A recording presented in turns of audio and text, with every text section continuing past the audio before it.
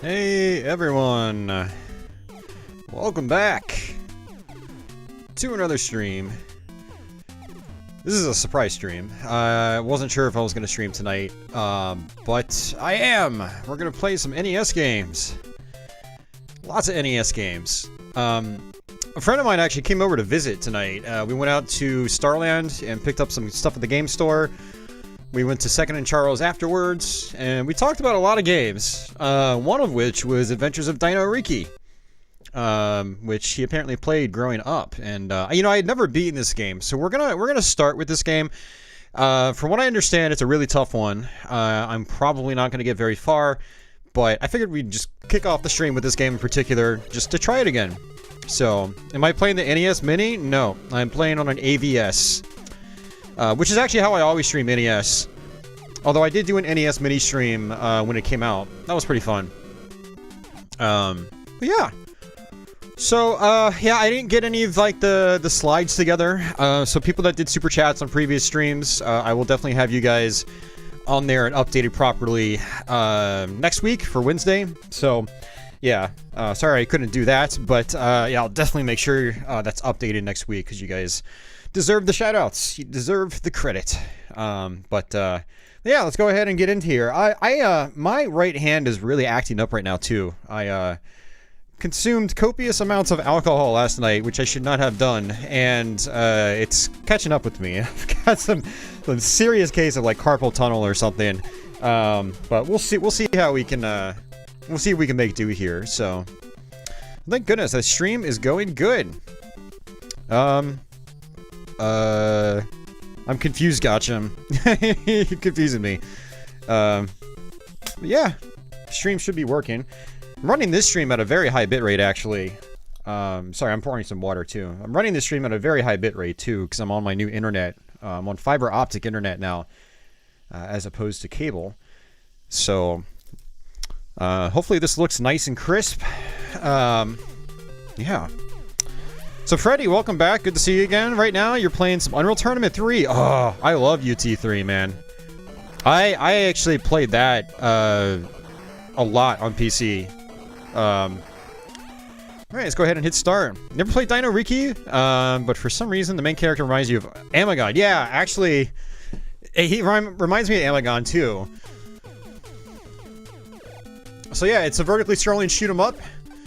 And I just remember it getting really crazy. I'm not really sure how the power-up system works or anything like that, so I guess we're going to figure it out as we go. But you guys know me. You know I love my shmups. So it looks like we just got ourselves an axe. And I guess the diamonds are points. I'm not sure what the heart does. What I do know is that if you fall in water, you actually die. I have played this before, I just haven't played it a lot. Looks like we sort of have ourselves a boomerang, and those are speed power-ups. My friend was telling me you don't ever want to pick up the speed power-ups, but I'm not so sure.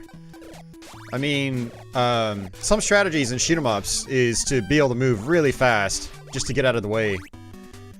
Oh, I see why now, why you don't want to be super fast. It's because you can fall into the water and die. I wonder if I can just jump over the whole thing. Nope. You don't jump that far.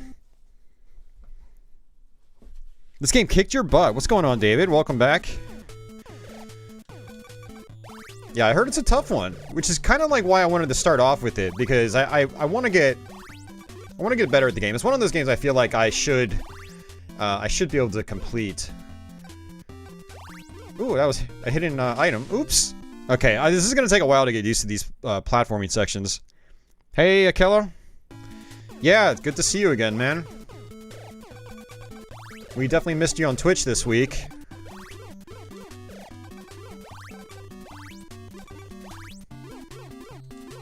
I had my victories again last night. Dude, that stuff kicks my ass so hard. It catches up with you so quickly, too.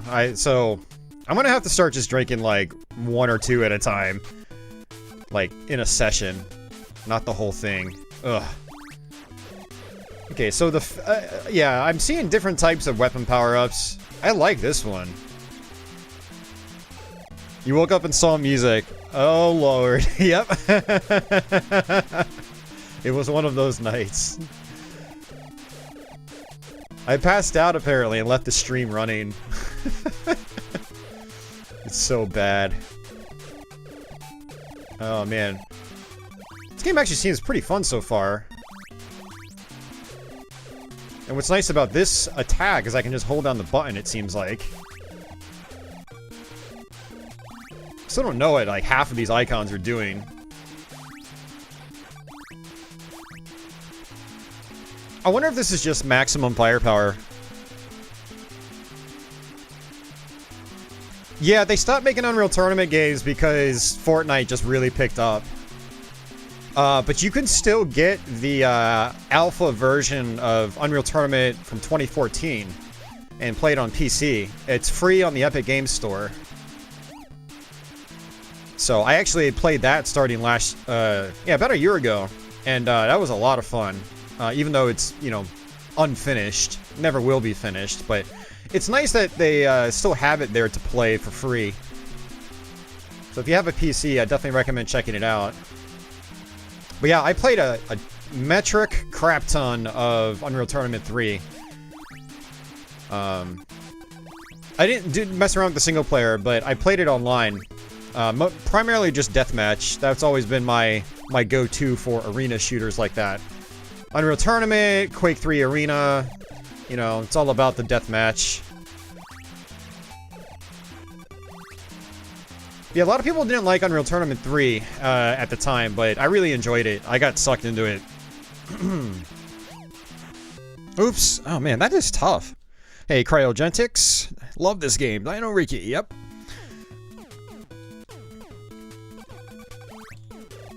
Yeah, the platforming definitely seems pretty rough. That's for sure.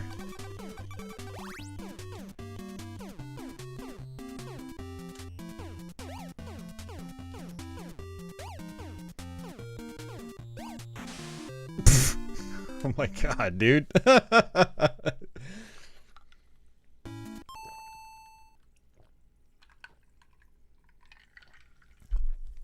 Not knowing is basically a shmup. Yep. Yep, it is a shmup, alright.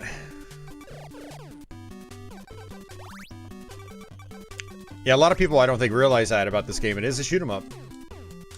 With platforming. Hey, Friggle D, yeah, it's been a while. Hope you've been doing well. I wonder if I can just... Okay, I can just walk across that. I could probably walk across here, too. Okay, that's... I was making it a lot harder on myself than I needed. But I will jump here.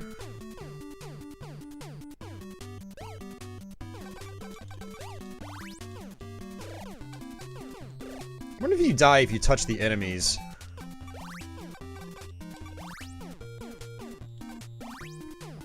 But I guess this is a boss fight. There we go. Yeah, so the fist is your weapon upgrade. I guess we go through here? Okay, yeah, boss fight.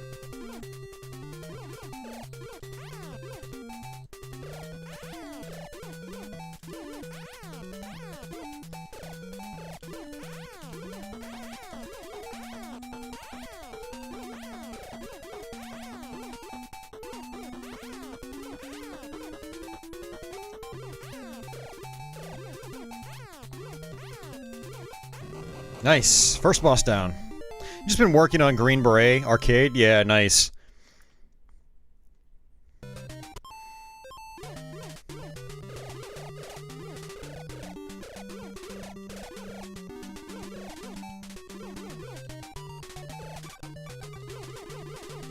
Yeah, the game seems pretty cool so far. I don't even remember this. I wonder if I even made it to level 2 when I played it last time. I think the platforming on level 1 just gave me trouble. And then, so I never went back to the game.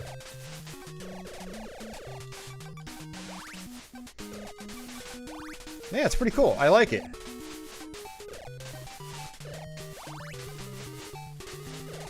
If you guys have any other games you'd like to see played tonight, drop them in the comments. And I will consider firing it up.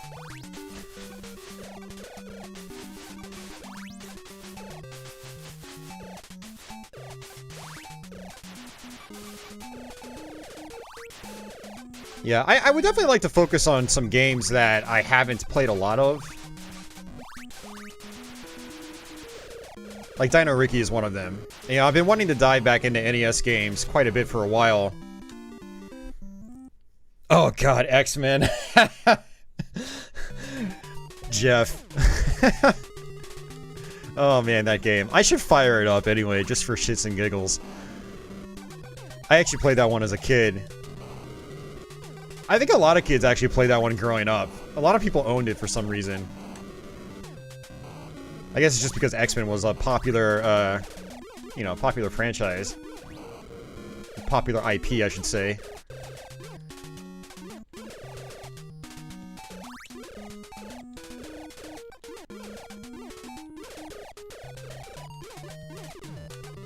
Okay, so you don't die instantly when you take... Okay, this looks like you don't die instantly, period. You get... I think the meat gives you health back.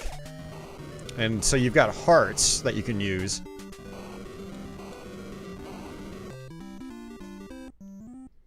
Gradius! Hey, Sebastian, welcome. Golgo 13. Yeah, I'm not gonna fire Golgo 13. I have played them, actually. They're kind of weird ones. I'm probably gonna stick with stuff that's a little more action-y. I mean, there is action in Golgo 13, but it's, there's also a lot of, like, talking and stuff like that, too, and...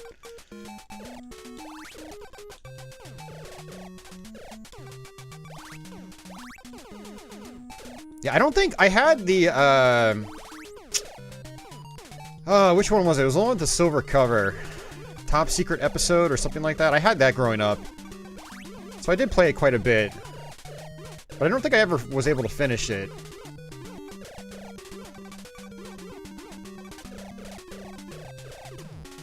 think the Mafat conspiracy was the second one. Or was it the first one? I don't remember.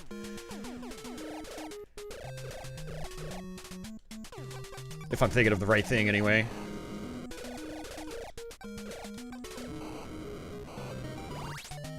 Yeah, this is definitely a tough game. I can see why this gives people a lot of trouble. I mean, just look at how fast those enemies come down. Top secret episode is the first game. Okay. Uh-oh. Oh, no. Is it one of those games where you don't get continues? Or you only get limited continues?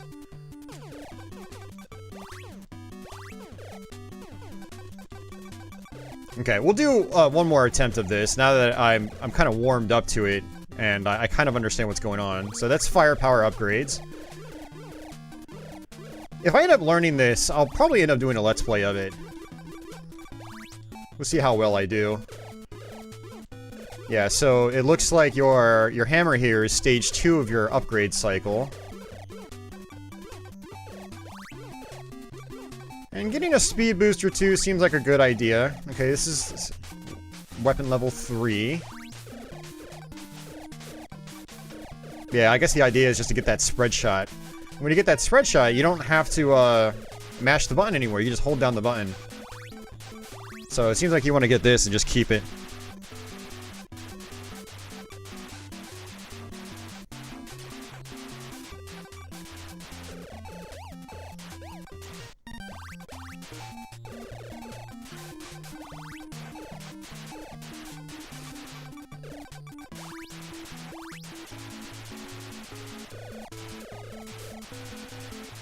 There might be a code to continue, yeah.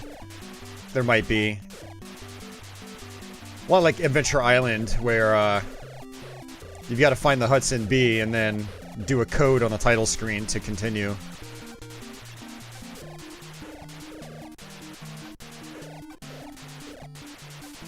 Yeah, those rocks that fly down real fast, that's tough to deal with. But it's a good thing that you have a health bar in this one. I thought it, when I first played this, I thought it was one-hit kills. Because, you know, you could just fall into the water and die instantly. But you can still take 3 hits from enemies. Hey, Mark! No, thank you, man. Thank you very much. I gotta get my speaker set back up so I can actually hear the alerts. Yeah, thanks a lot, Mark.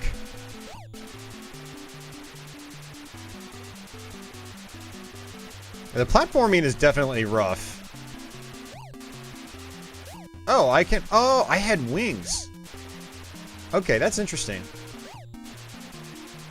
I wonder if that was the bird. The bird icon.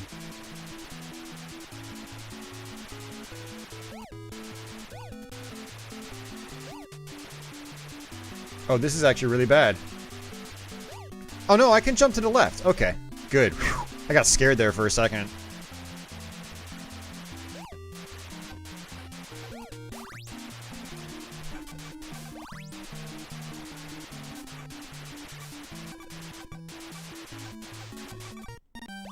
Yep. Okay, the bird icon lets you fly for a little bit. That's pretty neat, actually. I like that. And then once you land, you're, you know, you lose it. Very interesting. Seems like there might be quite a few, you know, hidden items as well.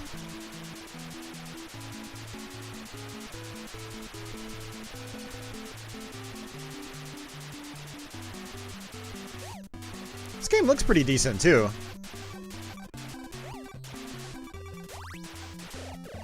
It's definitely colorful.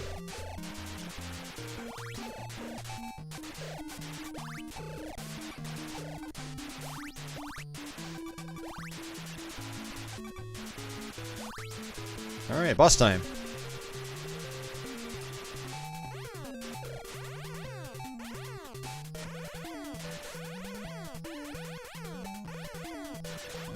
Nice. Hey, Uber Disco.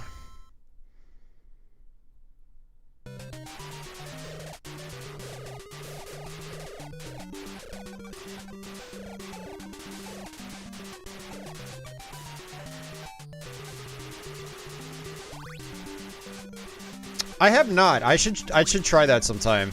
I mean, I played it a little bit back in the day, but not much. I've heard it's a somewhat long game as well.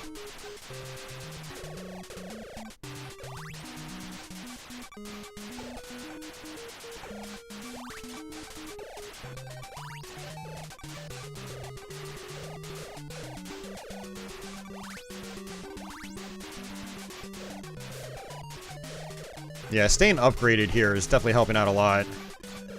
Look at my health bar. Okay, so the hearts extend your health. I'm gonna guess the meat replenishes it.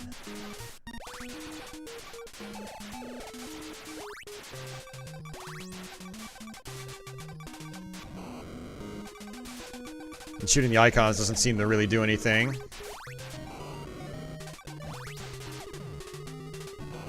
Oh, when you take a hit, you get downgraded. Okay, I didn't realize that.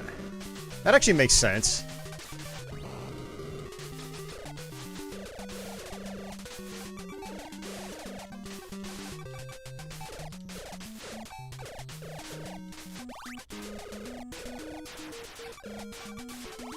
Yeah, and the meat replenishes your health. I just verified that. Okay.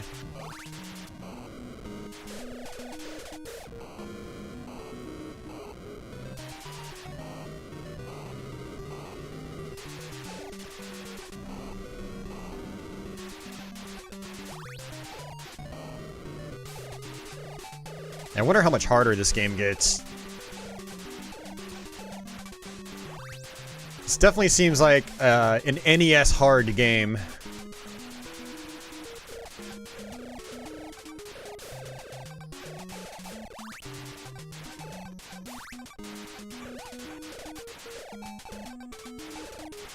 Yeah, it's nice I can just fly over these things, but then I'm missing my points.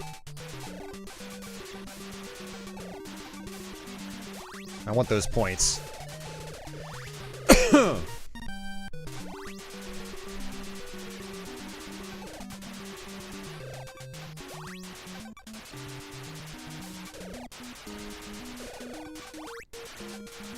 I'm trying not to look at chat so I don't die.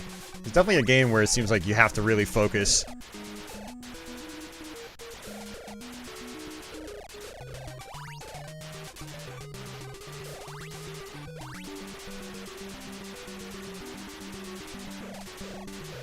Hey, Darren. Yep, NES stream.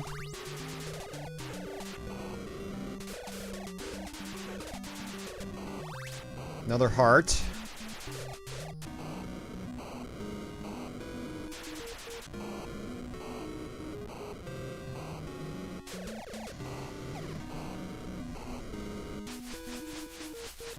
Oh, and your speed gets downgraded too. When you take a hit. That's very interesting.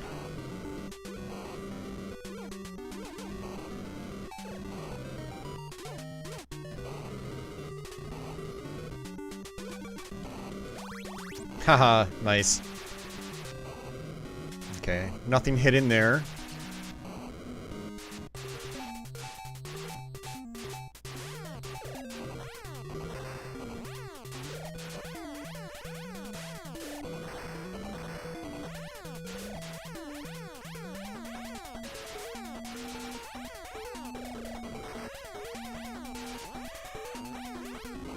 Nice. Hey, John Smith. Game looks awesome. What's the name? It's Adventures of Dino Riki, or Riki. By Hudson Soft, I believe.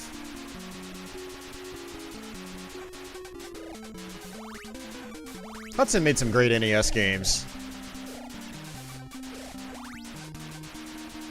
They actually made some of my favorites on the system, like Mylon Secret Castle, Adventure Island.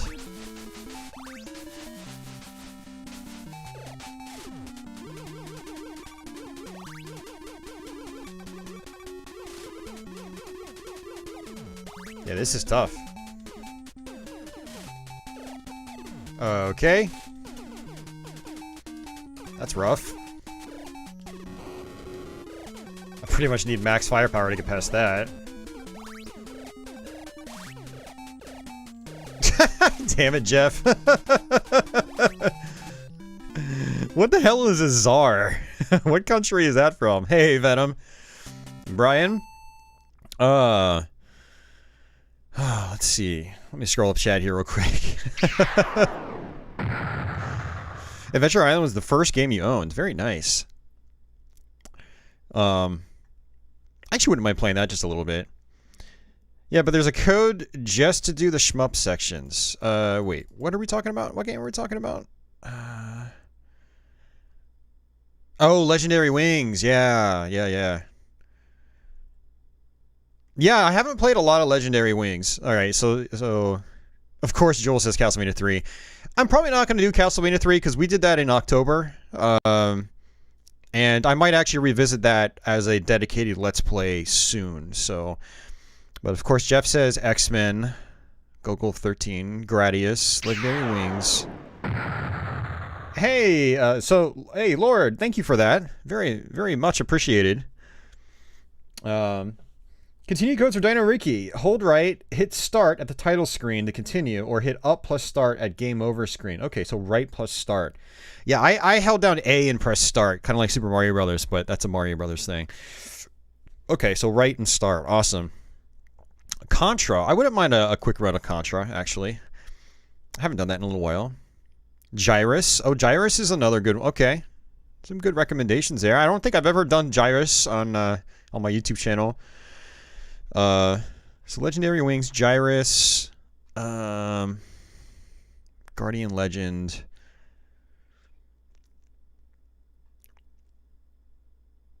Oh, Unreal Tournament 2004? Yeah, that's a fantastic game. I mean, people argue that's the best in the series. Either that or Unreal Tournament 99. I have a huge soft spot for Unreal Tournament 3, but I understand why a lot of people don't like it, but I kind of lived off that game for a while. Let's see. I think that's it. Where's your appreciation for all those czars? I gave you some appreciation. Yeah, Super C is great. Double Dragon 3. Double Dragon 1. Okay.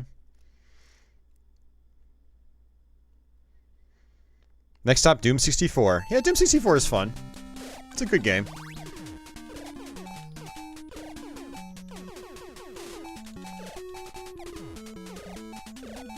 Okay, yeah, this is quite challenging here.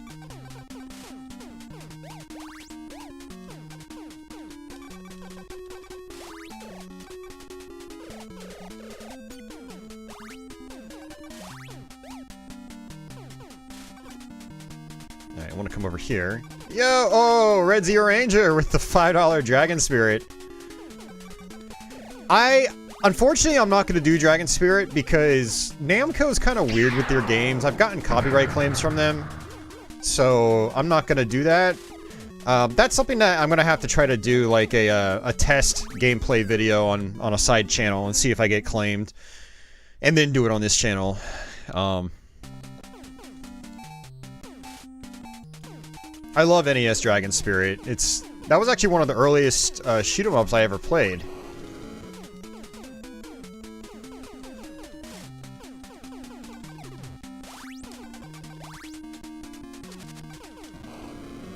That Dino coming to life is really cool. I like that. Okay. This is gonna be a lot more doable with upgrades. Wonder if you can kill the Dino. It doesn't look like it. So it looks like even after I die, I get, you know, my hearts back. It's not like you get reset back down to 3 hearts. That's good.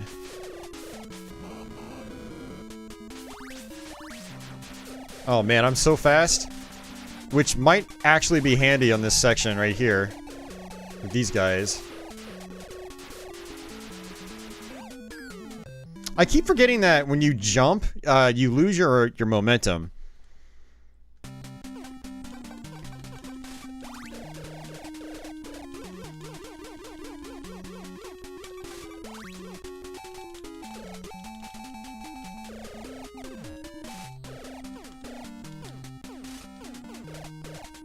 But Jeff, what is a czar? What country is what currency is that? I don't know if you actually answered that already, but Yeah. Feel free to answer it again. Yeah, some of these platforming sections are really tight, too.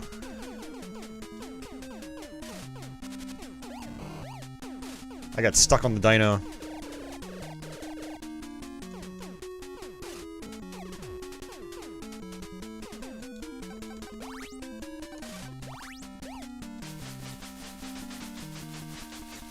No hidden blocks.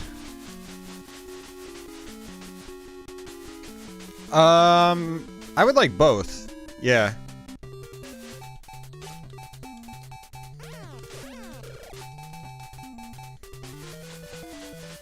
Yeah, and if they did do a Quake 5, I would much prefer to be going back to its more like satanic and demonic roots. I don't really care for the you know, futuristic military stuff in Quake 2 and Quake 4.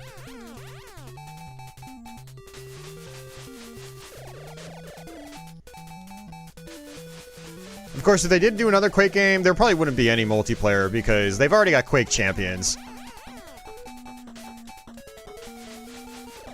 Man, speaking of which, I need to fire that up and play some more of it. I had talked about it a couple months ago. I thought about doing a live stream of Quake Champions, actually. Just playing a bunch of deathmatch.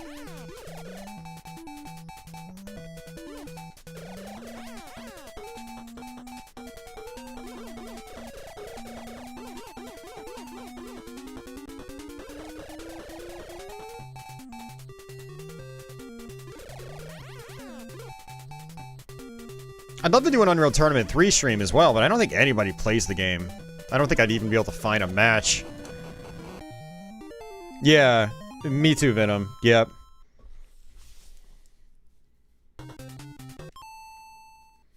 Yeah, Quake 1 Gothic-like atmosphere. Yep, absolutely.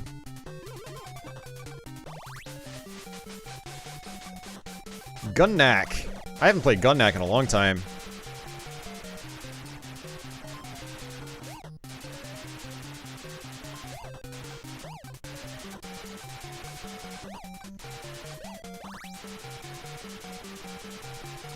Anybody know how many levels this game has?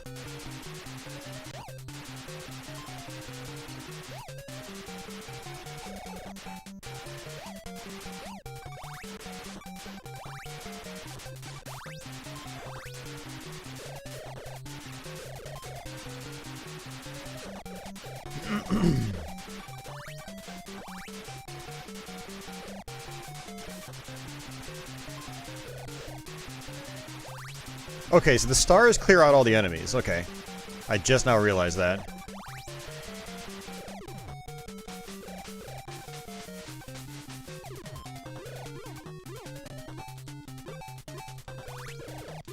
Tanking is actually kind of a strategy, I'm realizing too.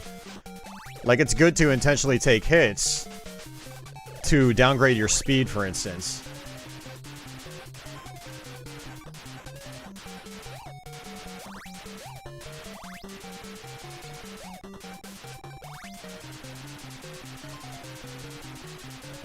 Okay, that's rough. Ooh, Narc. Bracy, Retro Snow, he did a review of that a few weeks back. That's another one I need to fire up and get decent at.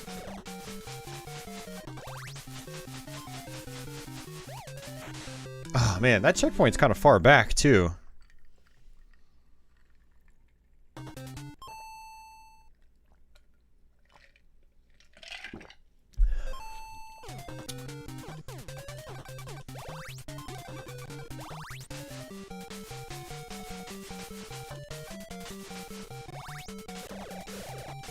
I wonder how long this bird, or these wings last.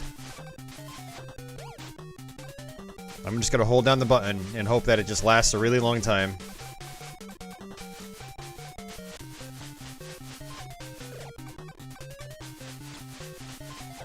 Oh! If you get hit by an enemy, you lose it. That's rough.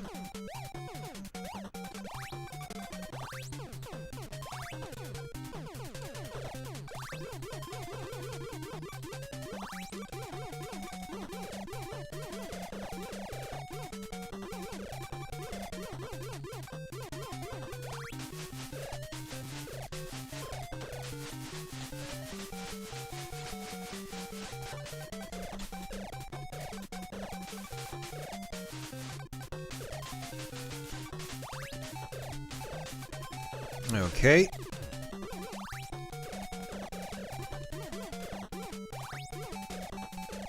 Trying to just space out my shots.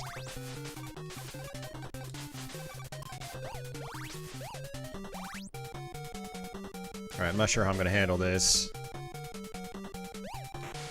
Dude, why? Why? Ugh. And I'm all the way back here too. Jeez. I'm gonna have to jump from like the back edge of the platform.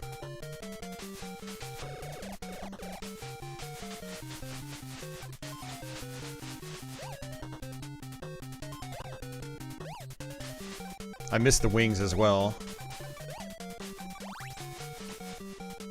That's okay.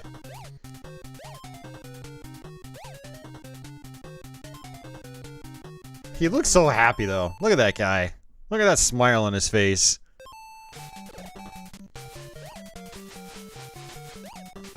He should have taken swimming lessons though.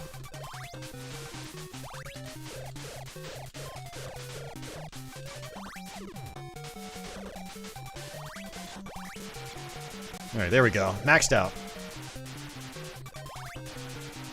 Okay, so the stars do not destroy bullets, though. Just enemies.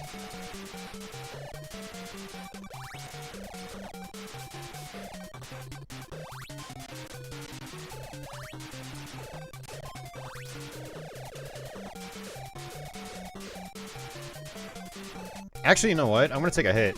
Because I don't want to be this fast.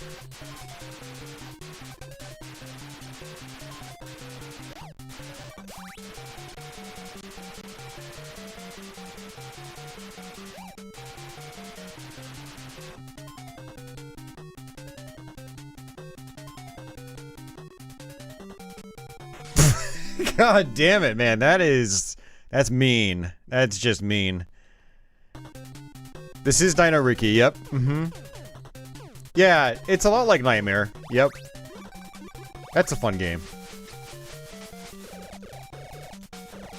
Freddy's got Quake and Quake 2 on N64. Nice. I tried playing Quake 2 earlier this year on N64 because I know people want me to stream it. And, man, the controls are just so finicky in that game. I can't get the analog stick movement feeling correct.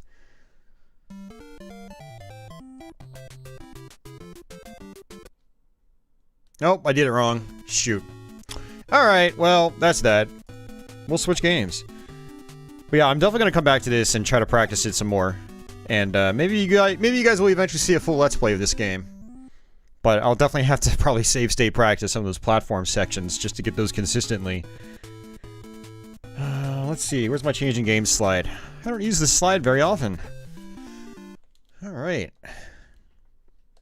So we are using a RetroUSB AVS console, and I have a power pack.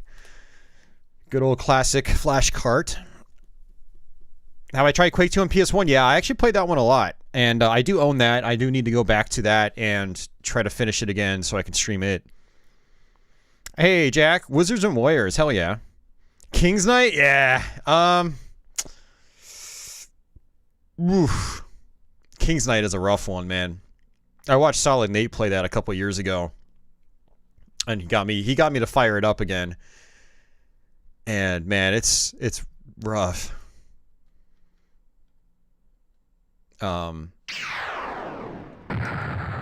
I think I actually played this a little bit, I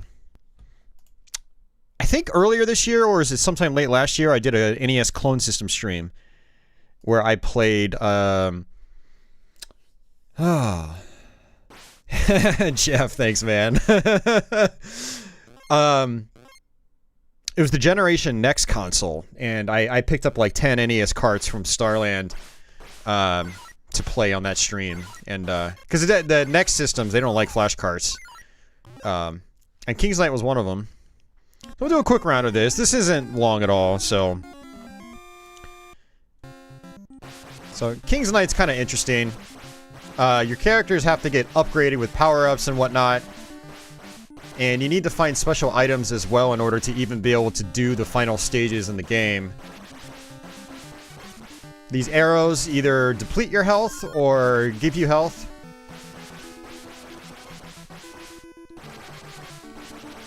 Yeah, it's also a shooter, as you can tell.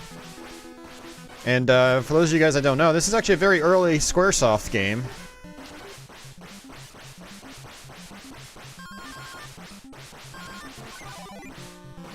Man, those guys do a ton of damage right away.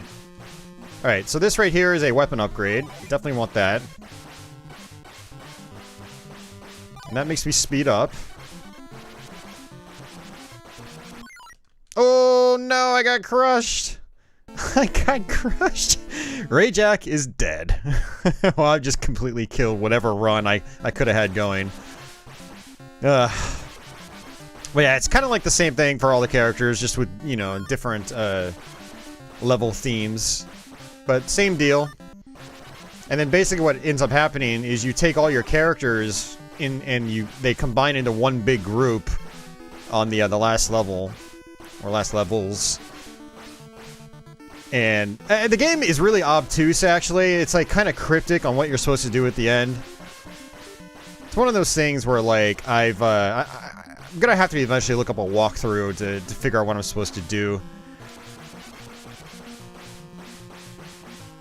But I believe every character needs to find a specific, like, special emblem or something to be able to do what you need to do on the last level.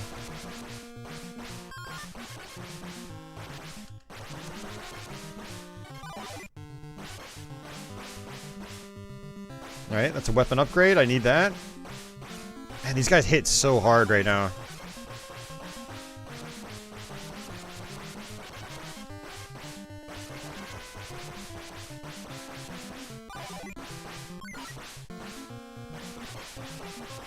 I do like the music in this game. Lots of fond memories playing this game as a kid and hearing the tunes. Yeah, one of my best friends growing up actually owned this game, so I did get to play this as a kid.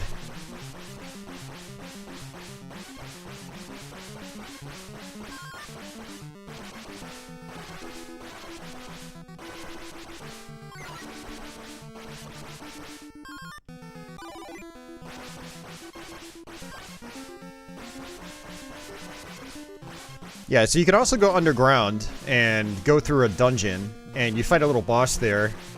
But it looks like I ended up missing the staircase to do that. Alright, another weapon upgrade.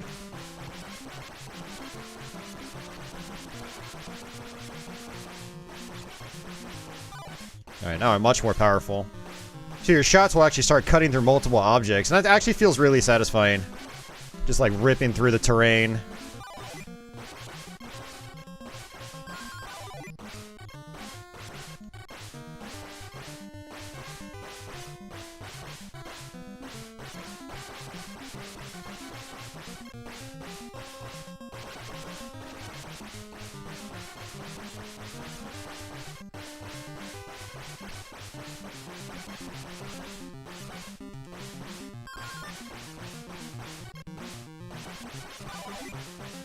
Yeah, I don't know what a lot of the special icons do anymore. That's something I'll have to look into in the future. Trying to make sure I don't get crushed again. It's a brutal way to go.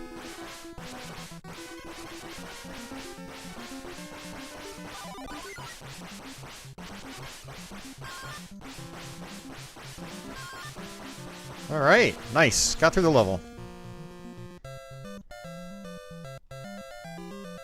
This game got remade on mobile devices. Yeah, I think I recall, like, vaguely hearing about that. Yeah, you gotta find the underground passageway. Yeah, and I failed to do that.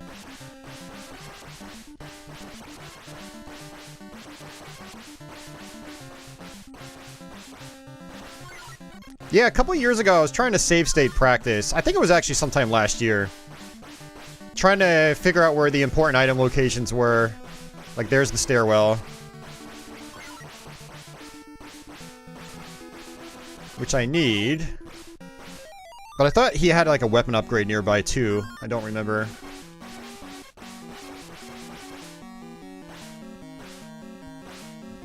Oh, yeah, no, they'll continue with Doom. Yeah, they might take a break here and there.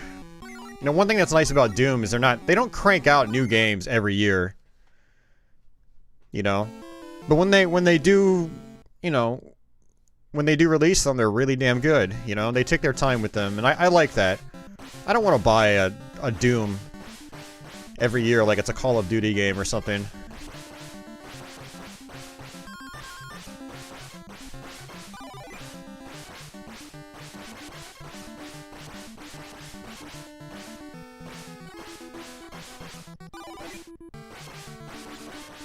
Alright, so, only one character has survived so far.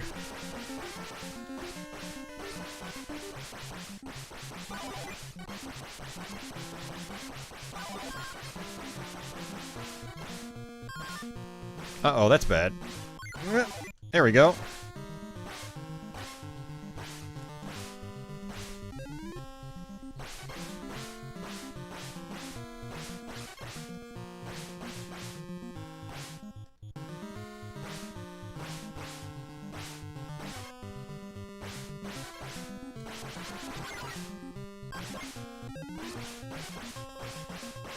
Yeah, the water physics are really weird too. A little tough to deal with. Ah, keep running into those guys. There we go. Finally got an upgrade.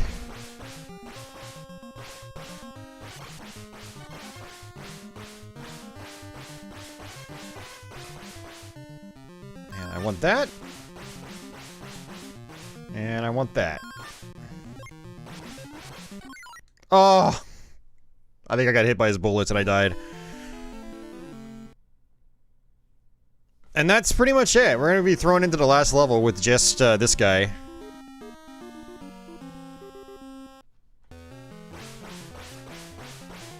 Yeah, so what these arrows do, normally you'd have 4 characters just attached together. And it basically rotates who the primary character is.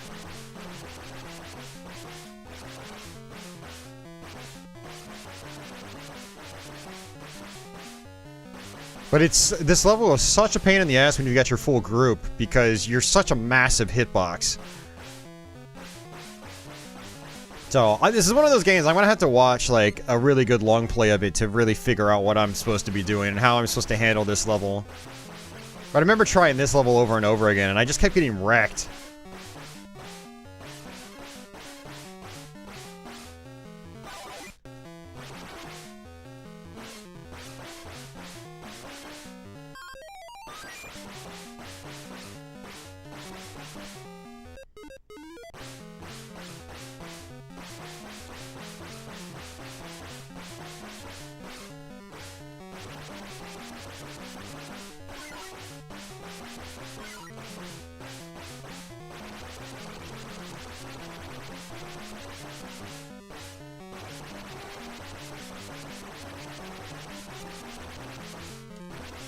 Oh, that was close.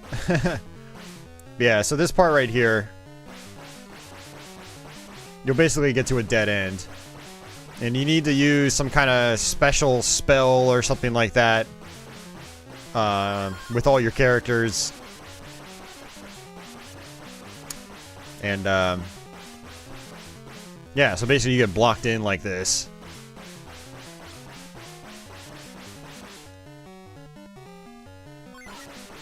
And that's it. You know? Game over. Hey, Game Eagle.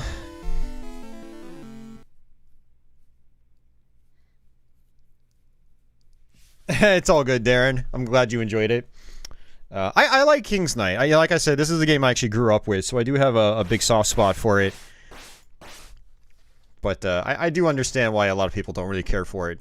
And I've never beaten it myself. It's one of those games I've wanted to learn how to finish it and then do a Let's Play. So, some of you guys had mentioned Contra. I do want to actually play that.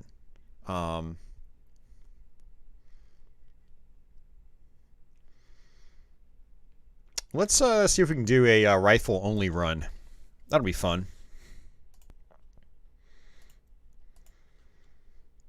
This is another game I grew up with. I had this as a kid.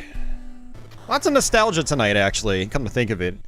Man, I had my buddy came over. I haven't seen him in probably a year. And we were just talking about all sorts of old school games and whatnot, and just... that nostalgia was really hitting home. I try not to, like, focus too hard on nostalgia, but sometimes you get really misty-eyed for, you know, times that, have long since passed. Attack people with your hair. So that is, you're probably thinking Kabuki Quantum Fighter. I actually played that a little bit on Twitch a few weeks ago. I will take the R. But yeah, Contra is always a fun one. I love this game.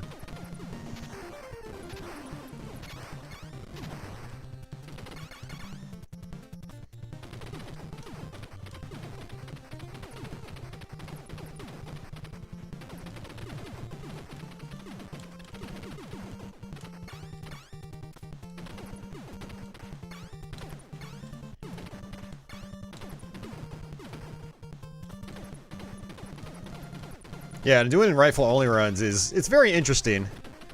You know, you can just tear through this game with the spread shot. And it's fun, but, you know... mixing things up with different weapon strats is always a good time. Oops, did not want to get that, but that's okay. And I'm gonna go ahead and just let these fly on by.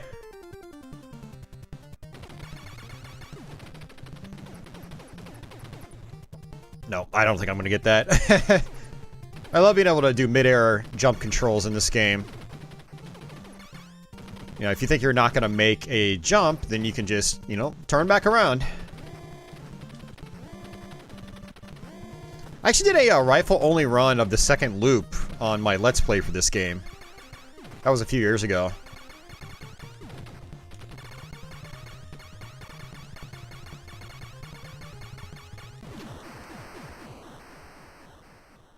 Gonna try the Konami code? Nah, I don't do the Konami code. You get so many extra lives in this game that I never need it. And I usually try to get through this game without dying anyway. This is usually how I like to play Contra.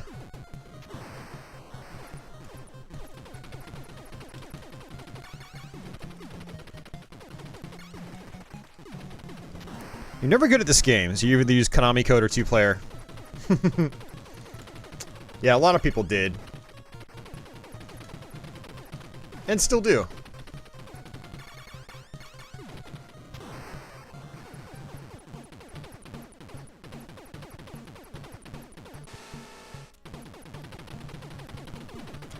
Yeah, I fired up the Atlantis Factor a few months ago after I did my G.I. Joe Let's Play.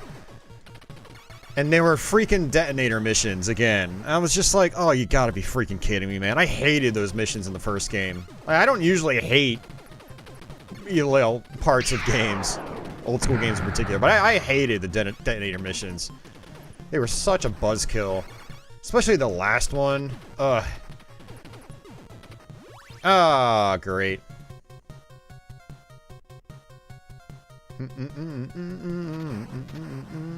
Dodging bullets. Look at this, it's like a shmup now. There we go.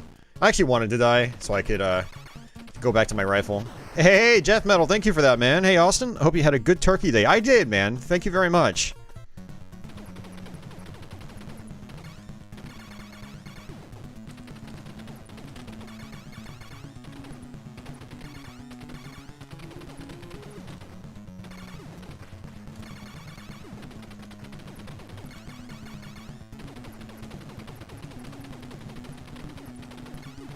Yeah, I mean, Jack, it's the only game I can think of where you attack enemies with your hair on the NES. I don't think there are any others. If there are, I don't know. I don't know about them. Nice. Yeah, Jules recommended the Atlantis Factor. But I wanted to start with the first G.I. Joe because I had never finished it before. And I tried learning it, and I did. And that game was a pain in the ass. Oh man, it was such a pain. But I got it, you know, I got it. And I think I got a fairly smooth run on my Let's Play, which is good.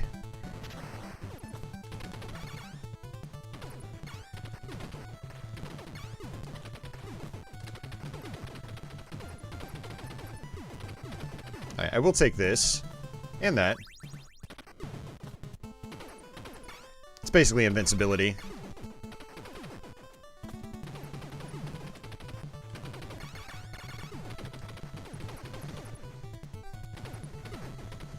Yeah, the music in this game is so good too.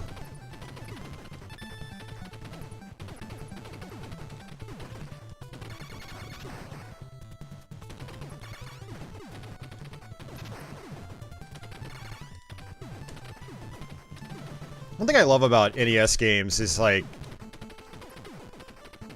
the Japanese music composers in particular were really good at just taking advantage of just using really simple, catchy, memorable melodies in their games.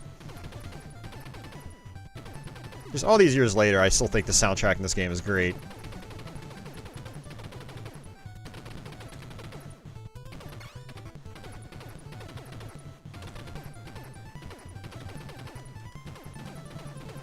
Of course, this game did have the advantage of, you know, being based on the arcade game, so the music was made for the arcade game first, so it's not like they came up with the music specifically for the NES version.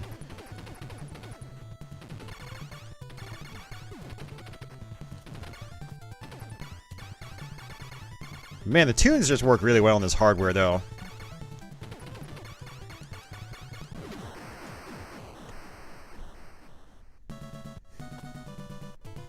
Yeah, they also use music for atmosphere. Super C was really good with that. There are a couple of levels where the tunes, you know, make the areas feel very eerie, you know?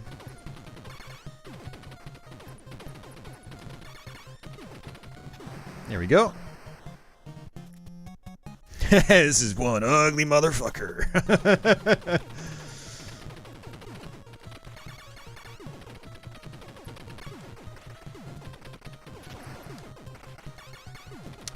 Yeah, speaking of Metroid, you guys know of any good, like, Metroid ROM hacks?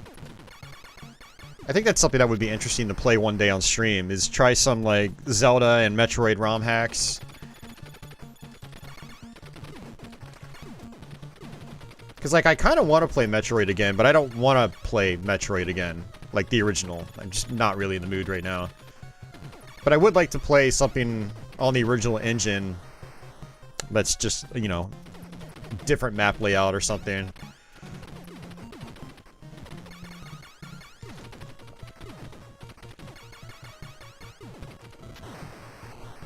Yeah, the arcade version of Contra, a lot of people don't care for it that much. I really like it. I'm a big fan of Contra Arcade. But, you know, if you're not used to it, it's really tough to switch over to it after playing the NES games. It's a ROM hack that makes it have updated visuals, a save system, a map system too. Oh, nice. Dude, I want to see that. That sounds awesome. Metroid ROM hack, Rogue Dawn. Okay.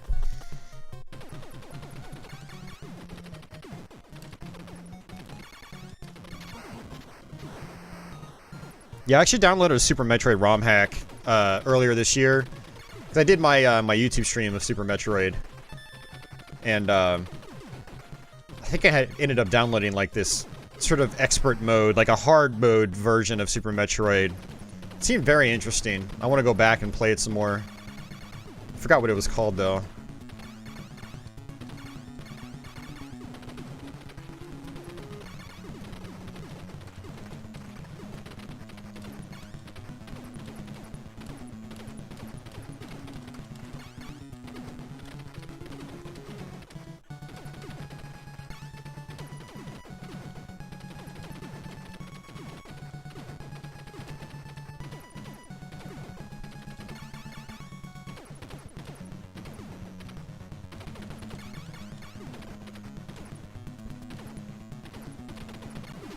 There we go. Not bad. Oh yeah, I actually got a 1 credit clear on the arcade Super Contra. Actually, I think it was a 1 life clear. I got a 1 life clear, I believe.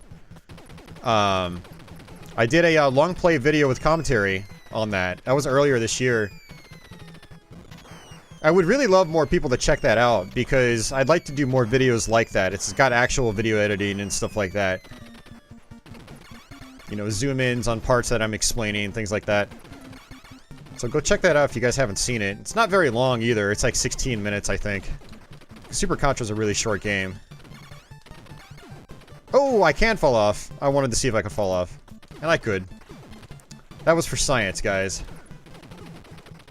Oh, this is gonna be really rough on my hands. I forgot about the big tanks. Oh, I'm not looking forward to that.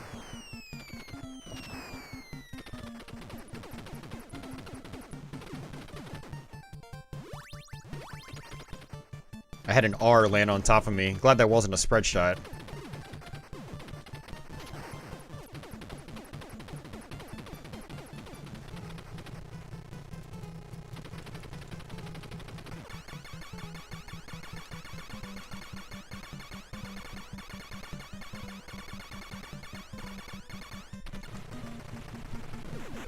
Good. Whew. That's so hard in my hands. Super Metroid's probably your favorite Super Nintendo game. It's an amazing game. I was just like awestruck and like at how well that game holds up when I last played through it earlier this year. God, the game is so damn good on just so many different levels. Yeah, I'm just doing rifle only. It's a fun way to mix things up, especially when, you know, this is a game I played a lot on my channel over the years. I did, like, dedicated long plays of it. I did, I think, multiple Let's Plays. I've done the arcade version. I played them on the Contra Anniversary Collection. I think I've probably played them in other variety streams. So it's like, for the people that have been around a long time, you know, they'll probably think, oh, another run of Contra. So this is like a way to mix things up, make it more interesting. Especially when I'm rusty. It's like I haven't played this in a while. This is my first time playing in a while.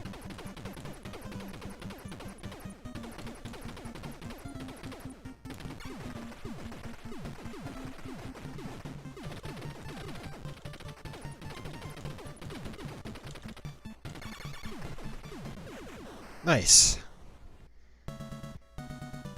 Gameplay in Contra. Should change my channel name.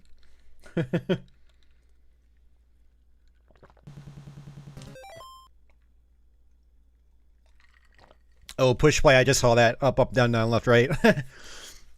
That's cool that YouTube's got arrows like that. I didn't know they had those. I like that.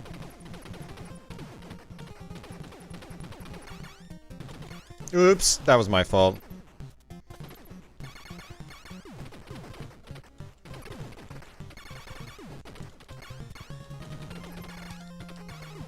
Raining bullets. It's raining bullets, ladies and gentlemen. It actually looks like raindrops or snowdrops, snowflakes.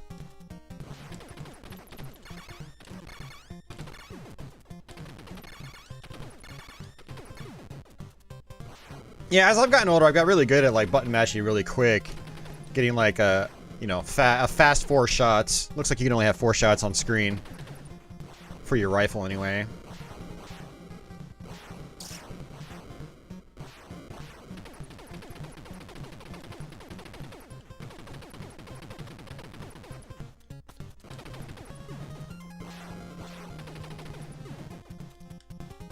There we go. That'll make life easier.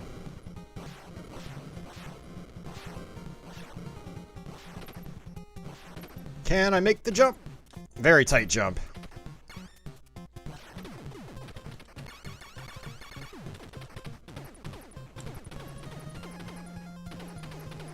Ah, this game is so good.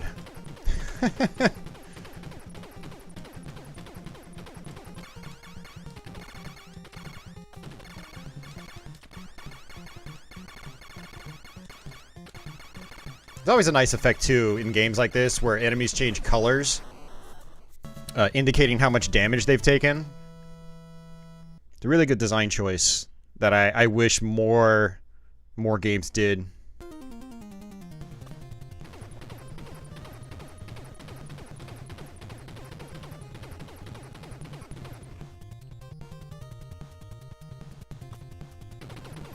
Oh yeah, someone had mentioned Double Dragon. I think that was Darren.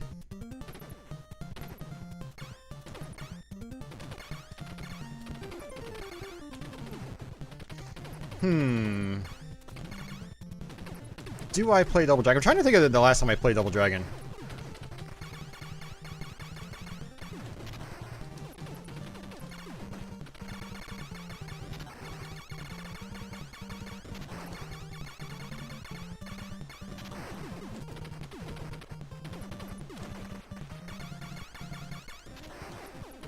Ooh, Punch-Out! That'd be a fun one to play. I actually fired that up on Thanksgiving.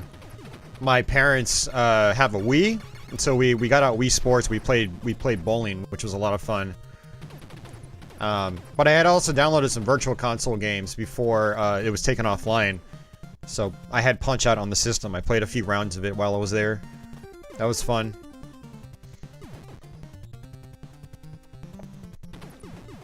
Let's take the bottom way.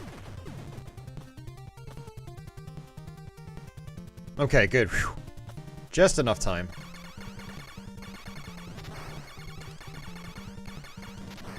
Yeah, Double Dragon 2 is a great game. And I'm trying to think, like, which one am I gonna play? I like all three Double Dragons on NES. I guess technically there's a fourth if you count Battletoads and Double Dragon. I count that more as a Battletoads game. It doesn't really feel like a Double Dragon game.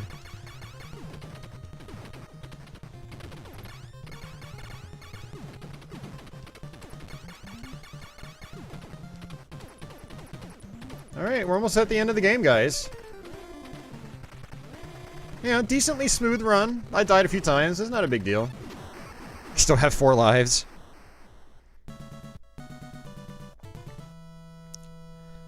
Bucky O'Hare. Yeah, I've heard that's a really tough one. I do want to play that. Remember Little Nemo the Dream Master? Yeah. That's one I've never beaten, actually. I saw Solid Nate play through that. I think it was earlier this year.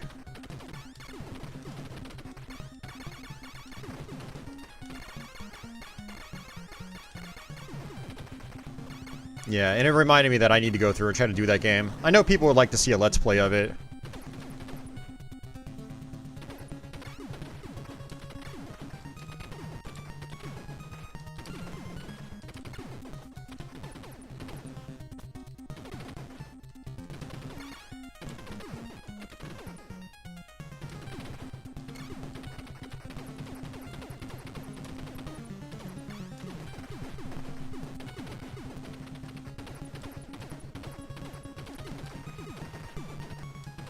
Alright, the last boss is gonna be fun, actually.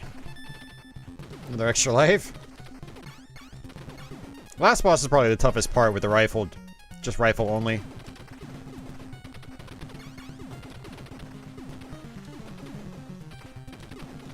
Because of all these guys.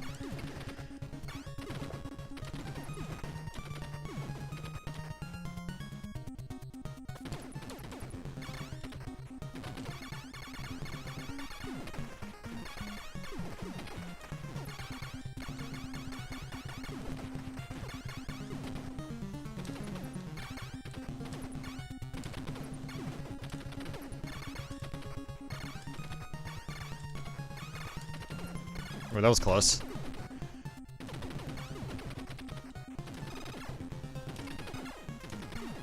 Yeah, I don't even know if it's possible to hit that last one with just the rifle.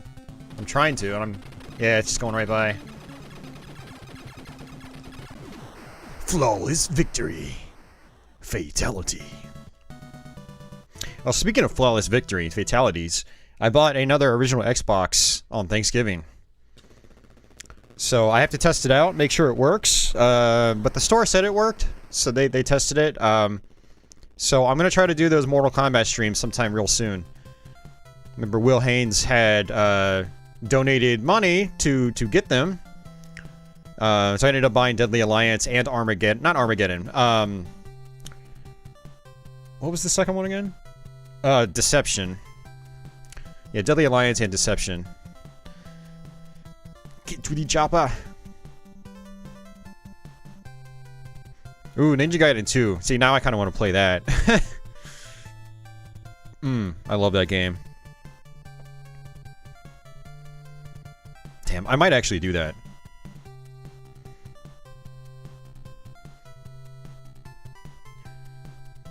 Thanks for the GGs, guys. I appreciate it. Hope you guys enjoyed that run. That was fun. I'm getting so sidetracked, though. There's so many damn good NES games that, you know, people keep throwing out other game ideas. I'm like, ooh, I want to play that, and that, and that, and that, and that. And before I know it, I don't play anybody's games because there are just too many damn good games to play.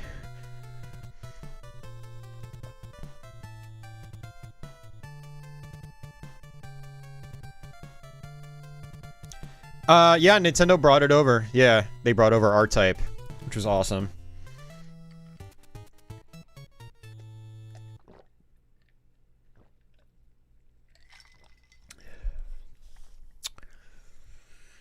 Alrighty.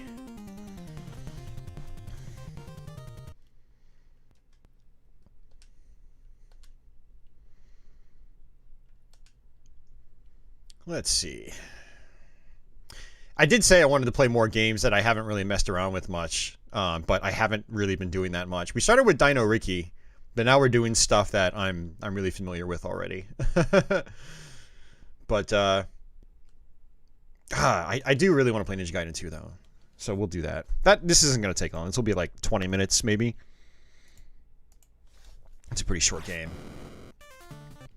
Yeah, not gonna do Wizards and Warriors. I actually did that one a little while ago.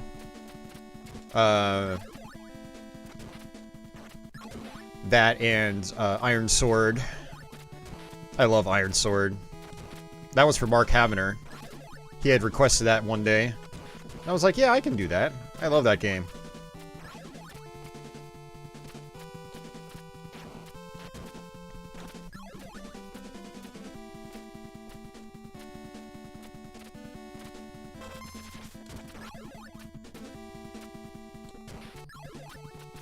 Yeah, I love Ninja Gaiden 2.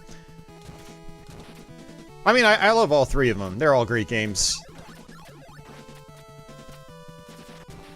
Very fast, very snappy. Fun to just kind of like, you know, sort of speed run through. Oops. Oh, Zombies Ate My Neighbors. That was one of my favorites growing up. Absolutely love that game. Although I've still never beaten it. That last level, man. The nutty commercial. I think I've seen it before. A long time ago.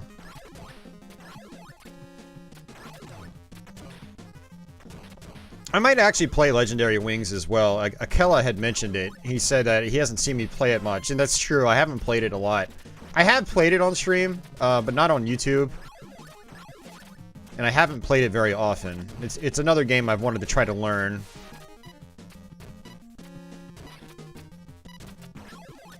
Oops.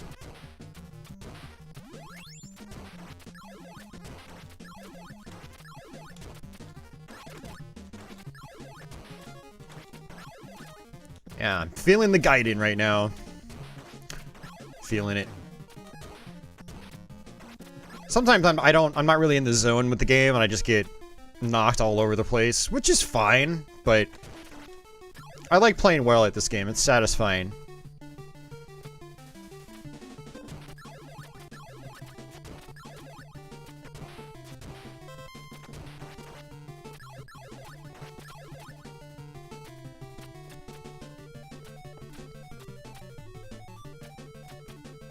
Nice.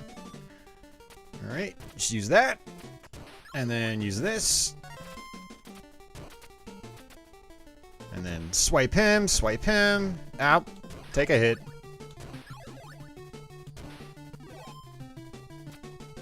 Swipe him, and him, and him. Whoa, there. Nice. More of a shinobi kid. Nice. Shinobi's cool. Very, very different feeling, though. Very, very different feeling. Alright. I don't know. I don't see the limited continues as a problem. I mean, when you get good at the game, it's... You know, you don't even need continues when you get good at the game. But yeah, I know it makes it more frustrating to learn. But yeah, you get good at the game, you don't even need the continues. Some of the later parts of the game are really challenging though, so yeah, it took me... I actually appreciate the limited continues because it made the victory all that more meaningful. For the longest time, I could not beat Ninja Gaiden 3 because of the later levels and limited continues, but... I mean, even with unlimited continues in Ninja Gaiden 1, I didn't beat that game for a long time. I think it was probably like 95 or 96 when I finally beat that game for the first time. And that's with unlimited continues.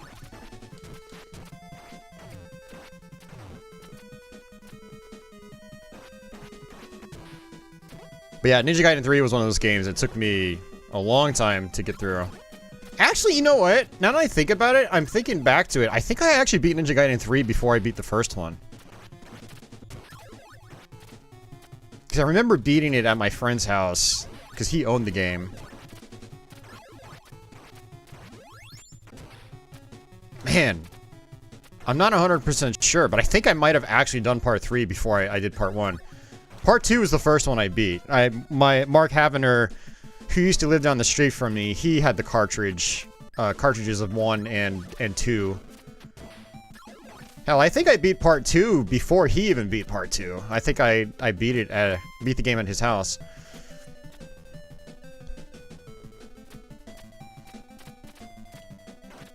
But yeah, Ninja Gaiden 2 is a lot easier than the other two on the system, for sure. And it's not that it's not difficult. It's like there are tough parts here, but you're so overpowered in this game. Your Shadow Ninja is just ridiculously powerful. Oh, that was close. I got lucky there. Yeah, you gotta be careful here. You can get knocked off very easily, and I sometimes slip up and make mistakes here. You basically have 3 times the firepower. It's crazy.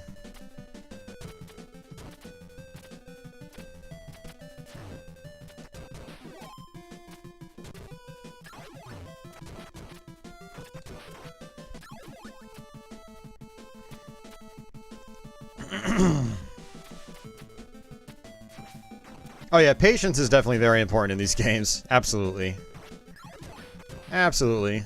And knowing shortcuts like that is also fun. It actually makes life easier in certain parts.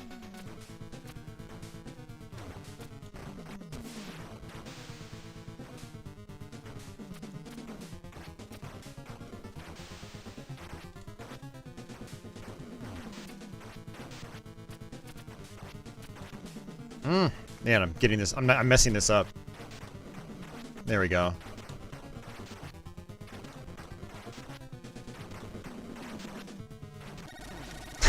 I love doing that. Ever played the James Bond video games like GoldenEye? I played GoldenEye in multiplayer. And that's about it. Hey, Pancreatitis, it's wicked late here. Can't stick around, going to sleep. Nice. No, probably not going to be a lot of salt. We're playing cool games. I did beat Ninja Gaiden 2 before you. That's what I thought. The extra Shadow Ninjas are similar to Ninja Spirit. Yeah. Oh, man, that's another one I need to work on. That's a tough game. Hey, DJ Rudin, I didn't see you out there. Darkman. Oh god, Yonoid. Yeah, no, we're not doing Yonoid. Vice Project Doom? Yeah, I've got a Let's Play on it. I actually have 2 Let's Plays of it on my channel. Yeah, Vice Project Doom's a great game.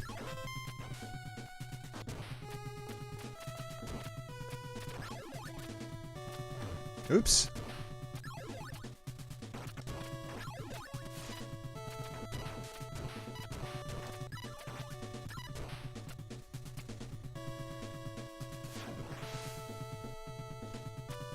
Oh, that was close. Young Indiana Jones. I never played that one. Actually, no, I have dabbled with that a tiny bit. I didn't get very far. I did want that scroll, but whatever.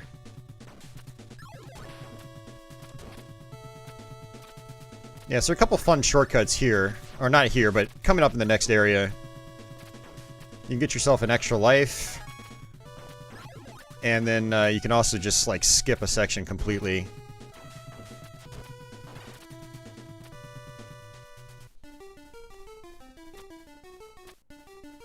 Yeah, I mean, the graphics in this game in general are just really good. But some of the fire effects in particular are really nice.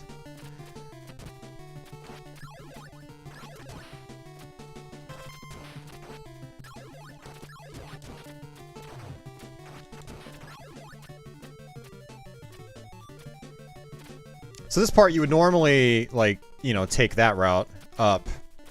But you can do some damage boosts here. You gotta get it just right, though. Alright, where is he? There we go. Yeah, like I messed it up. There we go. Oh, whoa, whoa! That was close. I did not expect him to chase me down like that. Alright, there we go. That's another shortcut. Normally you'd have to take these platforms to get that extra life, and it's a lot harder to get it if you do it the normal way.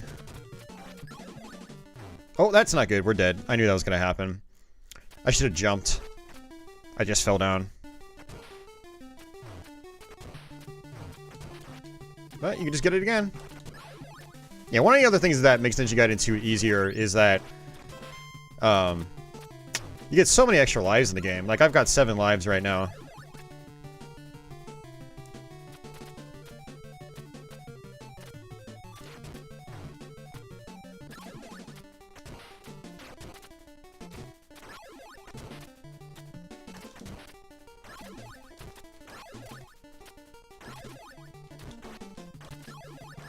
Man, these games are so snappy. I love it.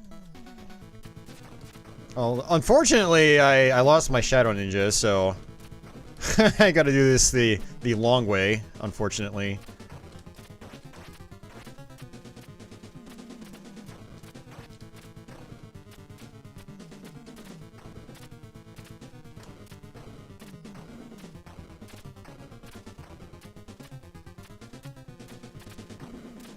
There we go. Not too bad.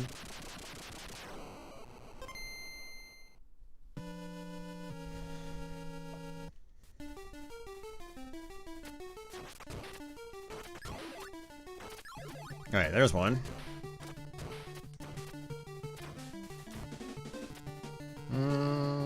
There we go.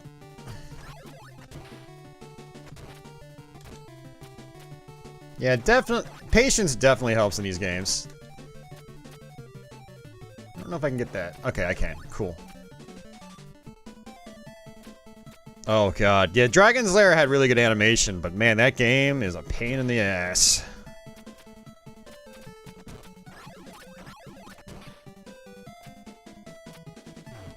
Oh, I still got hit. Big hitboxes.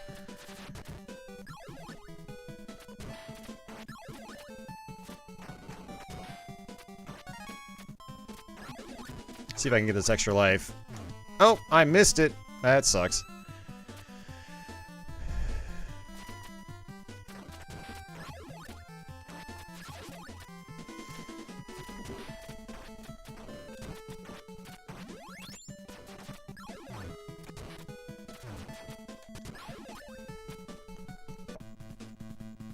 Kickmaster. Yeah, that's an interesting one. I fired that up earlier this year. I was playing a little bit of it. I got pretty far into it, actually. I think I got near the end of the game. So that's yet another one I'm going to eventually go back to and get a Let's Play done of it.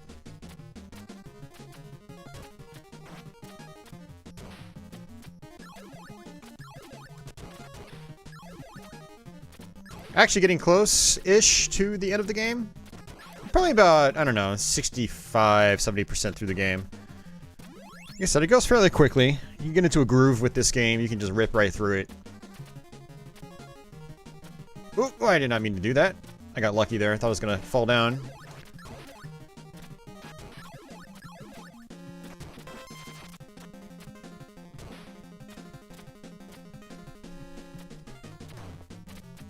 That's tough right there.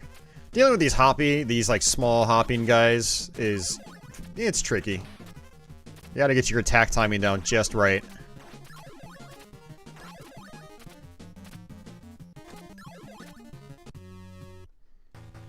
Alright.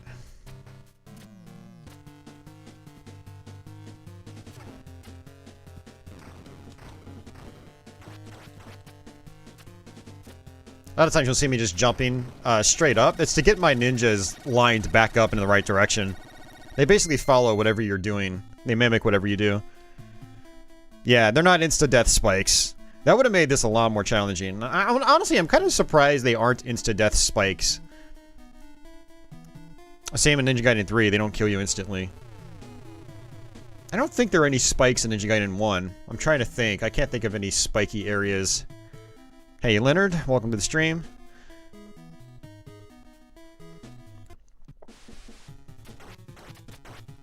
How hard could it be to make this game a two-player co-op game? That's actually interesting to think about, Jules. I don't know. I wonder if there's a ROM hack that enables something like that. That would be really cool.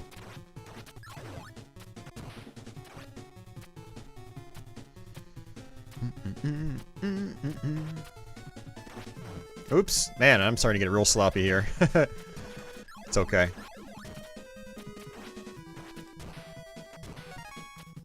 You got a ton of scrolls. The scrolls basically boost your maximum amount of ninpo. Basically your ammunition for your special weapons.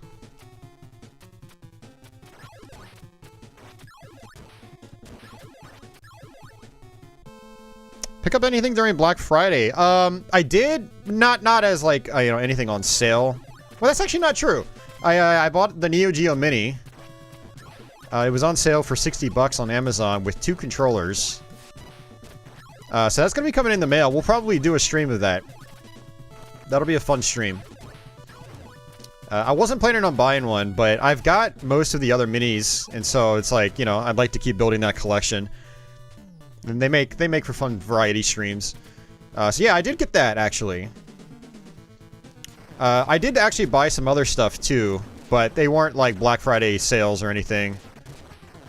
I got this weird joystick, sort of flight-style joystick for NES. It's called the Quick Joy, or something like that. So what I'm going to do is start a Let's Play series where I try to beat challenging games like Ninja Gaiden or Battletoads with this Quick Joy joystick. It's going to be interesting. I did that many years ago with a Quick Shot joystick. I have a Let's Play where I run through the game with the Quick Shot joystick. So, yeah, I'm going to try to do the same thing with this other joystick. Yeah, I picked that up today, actually. I bought an original Xbox on Thanksgiving Day. Second and Charles was actually open Thanksgiving night.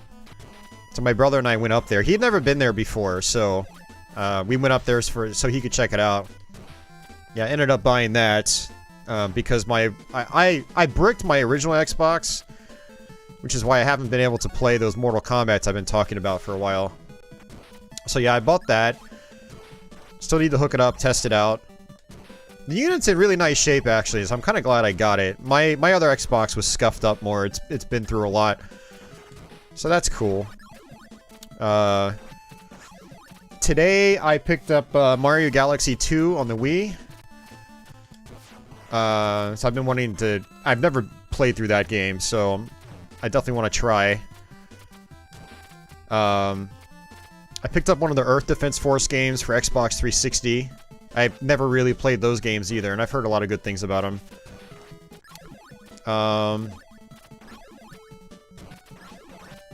Man, I'm trying to think of what else I bought. I bought a copy of Demon Souls on PS3. I already own the game, but it was the greatest hits version, so I wanted the original non-greatest hits. So it's pretty affordable. It was like 13 bucks. So yeah, I grabbed that. That was today. And then I also bought a copy of Wolfenstein 3D on Jaguar last night from the game store. I streamed that on... I streamed most of it on Twitch. We got like probably 75 or 80% through the game. So once I finish that playthrough, I'm going to do a dedicated live stream on YouTube. So in the next few weeks, you guys will probably see Jag Wolf 3D. I've had a lot of requests for that one. I've been wanting to do it for a long time. I just haven't had access to it for quite some time. Oops. Yeah, I don't think I picked up anything else. I'm looking around in my room. I did get my Component video amplifier too, so I'm going to be doing more stuff with Component video. Running into my 32-inch Trinitron, which has Component inputs. So I'm really looking forward to do more stuff like the Wii and PS2. And of course, Xbox. Hey, Jonathan, what's going on? How are you doing? How was your Thanksgiving? I hope you're doing well.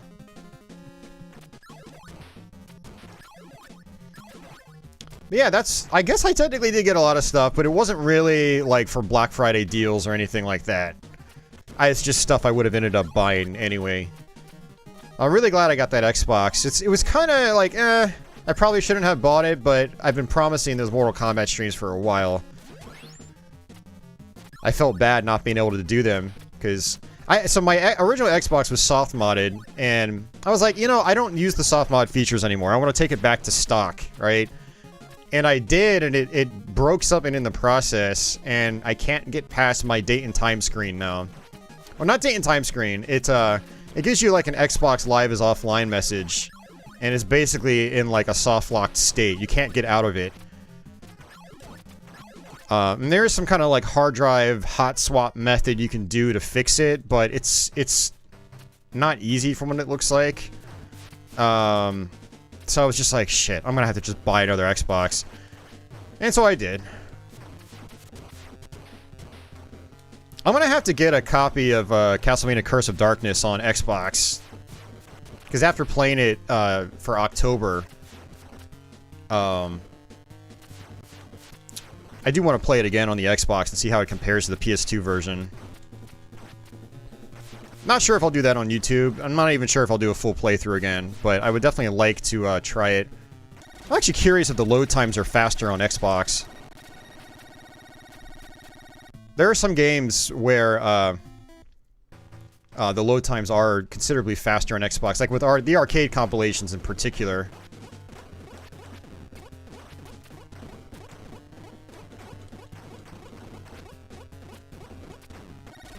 Nice.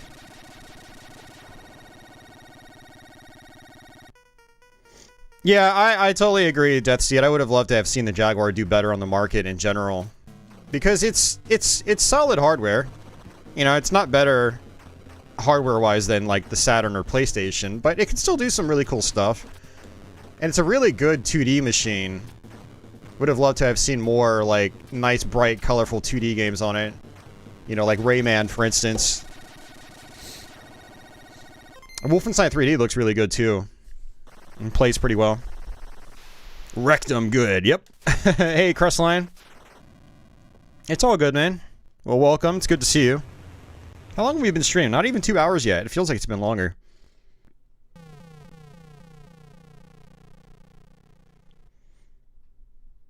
Ooh, Streets of Rage 4. Nice. Yeah. Yeah, so I've been waiting for the Jag game drive, which is a SD-based flash card. They say the waitlist I'm on might be, I don't know, they might have devices ready by the end of December. So it's possible I might have the Jaguar flash card, you know, sometime in December. So you guys will definitely see more Jaguar stuff on this channel in the future, because I'm a big fan of the system. But I just don't have access to a lot of games right now. I've got a couple of Reboot homebrews. I've got skiing and snowboarding, Wolf 3D, and Doom, and that's pretty much it. So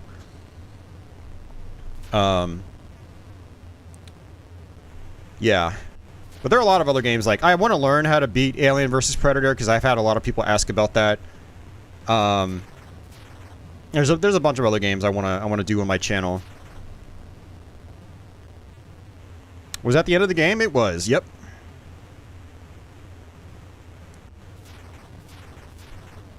Ooh, Link's Awakening, nice.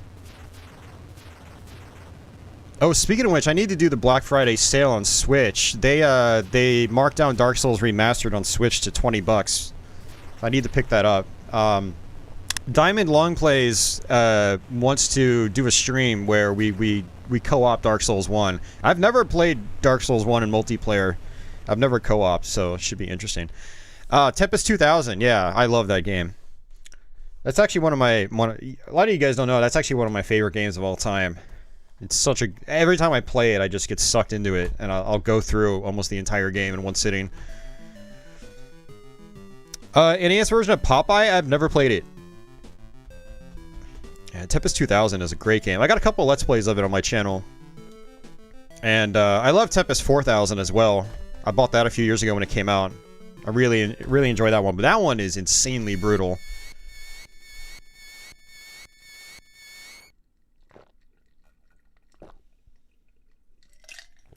And actually, I need to hook up my PS TV and play some TXK.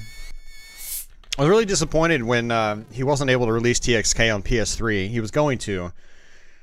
But then, I guess, got a cease and desist from Atari.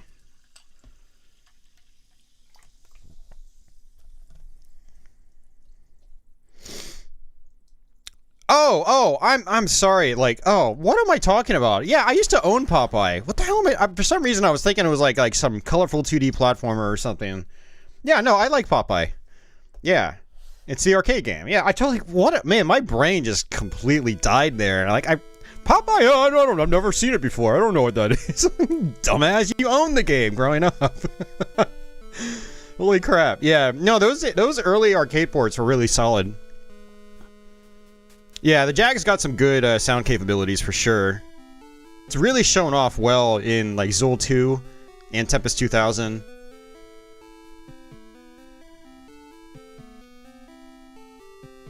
Yeah, I know, Mark. Yeah, I mean, I owned Popeye. My mom had picked it up at a yard sale.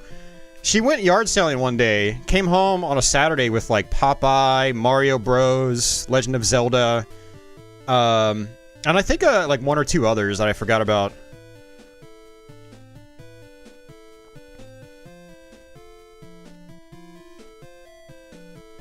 No one in your life has mentioned that Popeye game for like 18 years. Oh, man.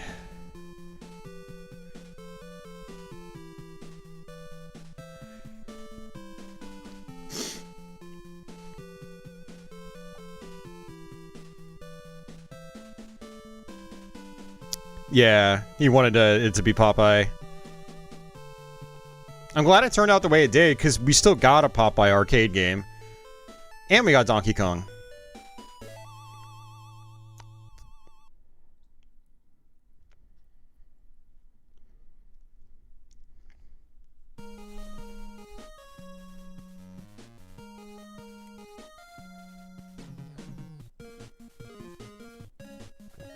Alright. Let's switch it up.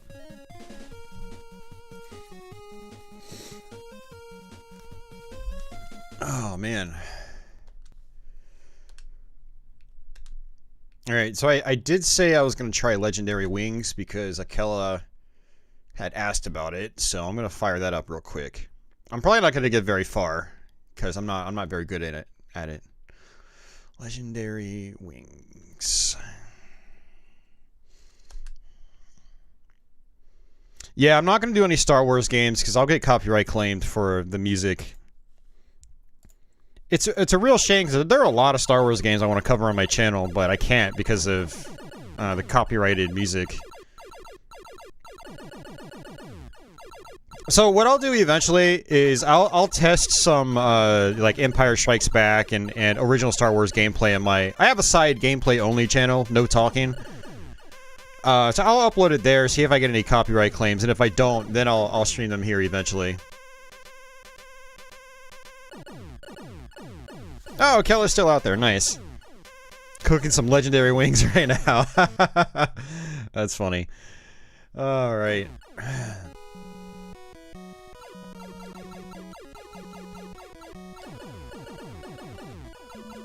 Yeah, so this is a shoot 'em up. It's got both a, you know, vertically scrolling modes and horizontally scrolling modes. What? Did I seriously just die? Alright, let's reset. Let's try that again. Yeah, if I ever die, like, right after the beginning of the level, the first level, I just reset. I don't even bother coming back and continuing. Yeah, I know you can get sucked into these objects, and you get taken to sort of, like, bonus rounds.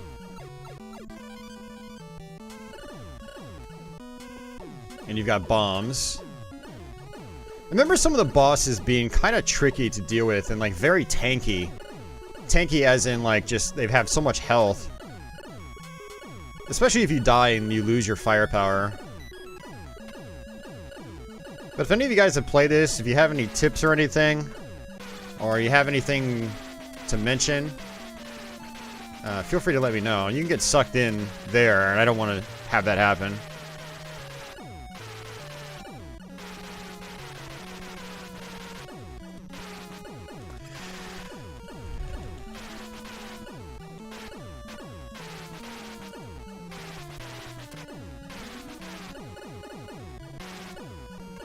I also wonder how the arcade version compares to this.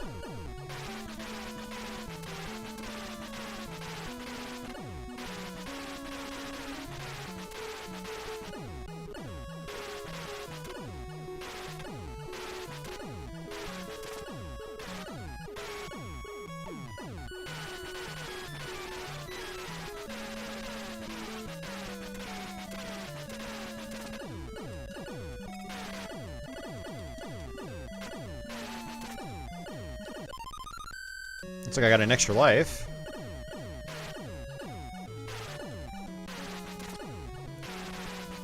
Like that, I think I want. You want to get sucked into the special places that aren't from the giant heads. Those give you power-ups. Yeah, that's what I thought. Yeah, I remember this. I have played this before. It's just been a while. And I have gotten a few levels in, at least. I do remember these bonus areas.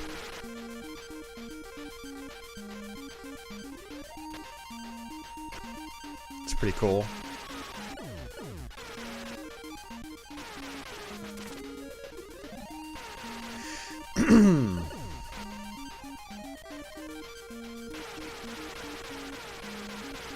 Hitting ground air. Oh, nice crestline. I'm gonna eventually try to go back to Hexen too and learn that game, but man, I don't need to restate my feelings. You already know how I feel about the game.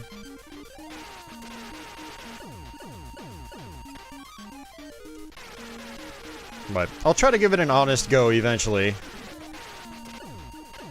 It's just so many games and so little time.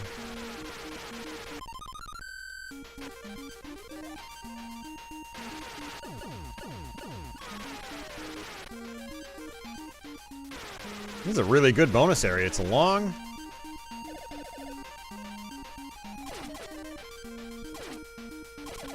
I guess this is maximum firepower, maybe? It's a pretty cool looking sprite, actually.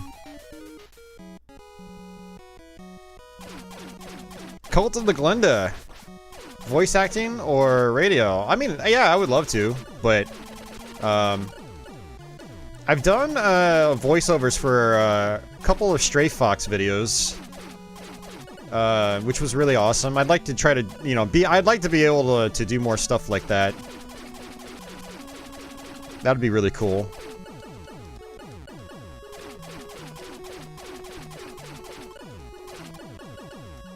But it's not something like I've pursued, you know. I'm not like reaching out to people to be like, hey, can I voice your videos or whatever? But thank you, I appreciate it. Oh, it took a hit?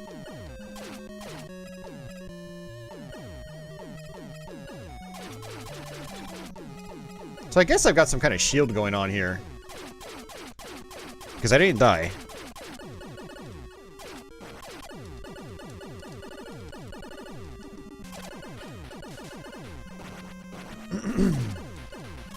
There we go. Hey, Dad, what's going on, man? Yeah, I didn't schedule this stream. This is just kind of like an an on-the-fly stream. I just kind of did out of nowhere, so. But yeah, welcome, man. You were first introduced via the PS2 collection disc. Nice. Those Capcom Classics collections were awesome. I still love playing those.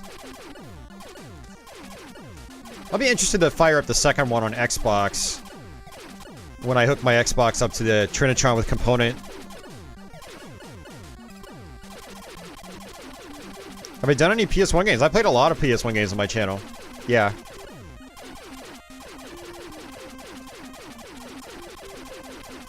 Mostly arcade games and shoot 'em ups. But we did do Resident Evil Director's Cut last year. My brother came over and did that. That was fun. I did a Let's Play of Thunder Force 5 a few months back as well.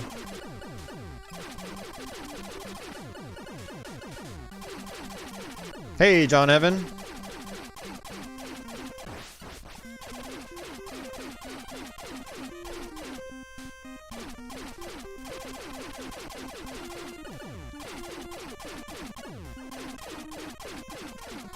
Once you get hit enough times, you drop power-up levels, yeah. That's actually, I like that design choice, because it means, like, once you get powered up, you don't die instantly. But you gotta be really careful in the beginning. Nice, Dad. Hell yeah. Yeah, I have a 32-inch behind me. I actually have 3 Trinitrons. I have a 25-inch, a 32, and a 23. Yeah, I remember these guys just, taking like a ridiculous amount of hits. I don't know, we'll see. I don't think I've ever been fully powered up like this before, though.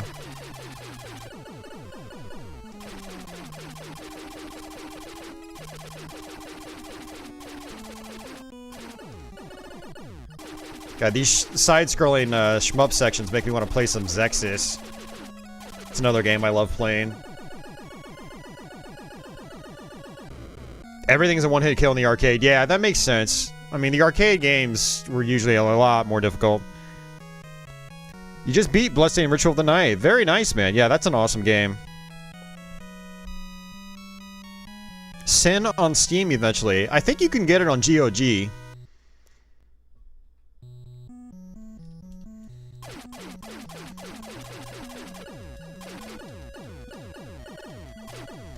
Yeah, so I don't think I've told many people here yet, but I did a game room reorganizing. I moved my game room into a different room of my apartment. I moved it into the bigger room. So my streaming and recording setup and all that has changed. And so I moved my bed into the old small room. Which is a little more fitting for a bedroom for a single dude living by himself. And I was like very close to actually tossing my 25-inch Trinitron. Because like the other room, I was gonna hook it up and just use it as like a, you know, a TV for a DVD player or something in the bedroom. But I ended up using an HD screen that I had laying around.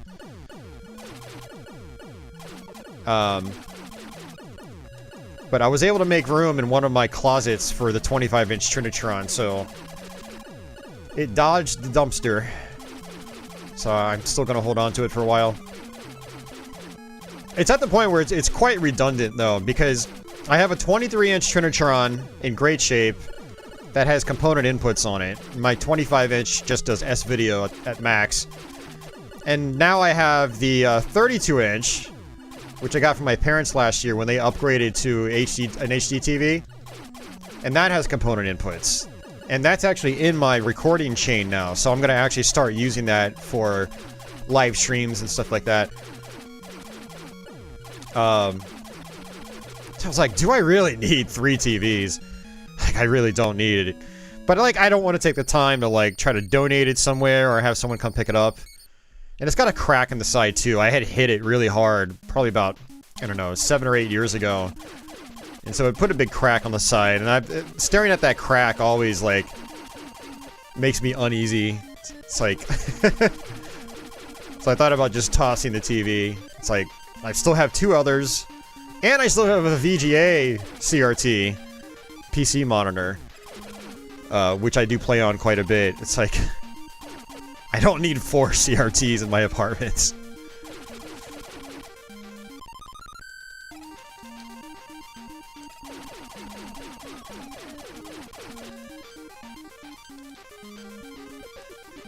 If anyone in Northern Virginia wants a 25-inch Trinitron for free, you can stop by my apartment and pick it up.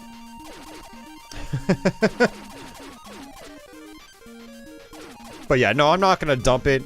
I will give it to someone that wants it, if anyone wants it. But if I don't get any takers anywhere, I'm just gonna leave it in the closet because it's not harming anything, just being there. I don't really need the space badly.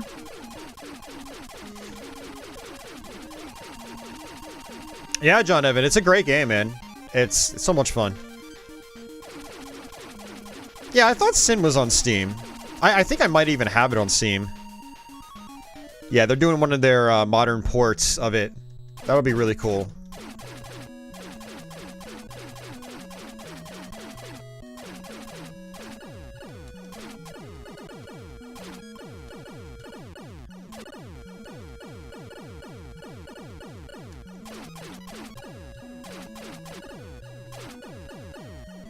You know, another game I need to beat on NES is 1943. Oh yeah, no, I agree, Jeff. Yeah, I mean, that's why I've been holding on to them and kind of like stashing them. Even though, like, I stopped using them because of how my recording setup is done. That's gonna change, actually. I'm gonna start using my 32-inch Trinitron a lot more. One reason I stopped using them is I started doing RGB with upscalers, and none of those sets do RGB. But now that I have one with component inputs, I can get an RGB to component converter, and I'm gonna do that. The RetroTink guy, Mike G, makes a what's called RGB to comp adapter, so I'm gonna end up investing in one of those. They're like 65 bucks. They're not cheap. So, it might be a little while before I get it, but I don't know. It'll probably be soon-ish. Next month or two, I'll probably get it. So I'll be able to use my RGB consoles on my Trinitron. You know, like my Jaguar and my Sega Genesis and Super Nintendo and stuff like that. So instead of using my HD display, which is like 24 inches, I'm going to be able to use the CRTs, which is going to be great. I'm really looking forward to trying that. When I first started streaming, I mainly played on my 25-inch Trinitron. But once I got an upscaler, I think it was like mid-2016, I basically started playing on the HD displays, because that's where the upscaler routes to. It's, you know, it takes analog inputs and converts it to HDMI and does, you know, internal upscaling.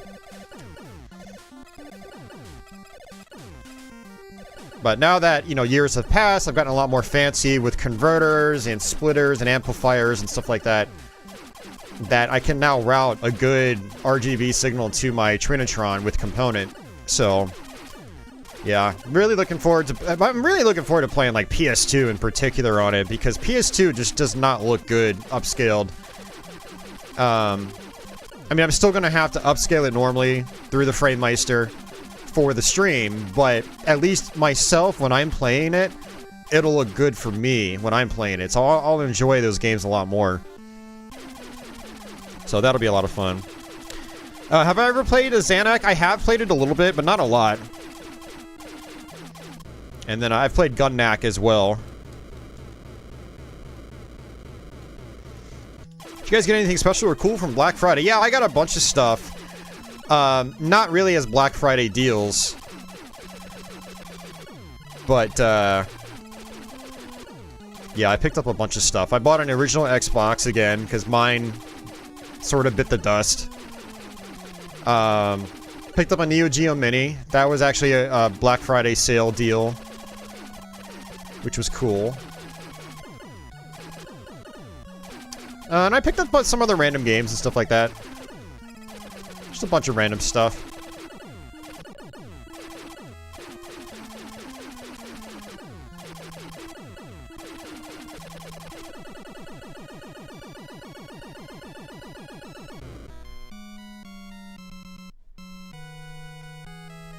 Oh, you've been playing yours on a small LCD. Yeah, Adrian, it's really awesome. You know, having a big-ass Trinitron in here. And I have it in the corner of the room, facing out at an angle, so it's like I have a lot of room, you know, to sit to the left or right of it, or dead center. I have a lot of flexibility, which is great. It's very comfortable. It's actually how I used to have my 25-inch Trinitron back in the day. Switching to a different room was a really good idea, actually. It's giving me a lot more flexibility with how I play and experience my games. Yeah, unfortunately, I can't really kill this guy. Honestly, when you're fully powered up, this game doesn't seem like it's all that hard. But, I mean, it's a Capcom game, though. Chances are it gets really difficult later on.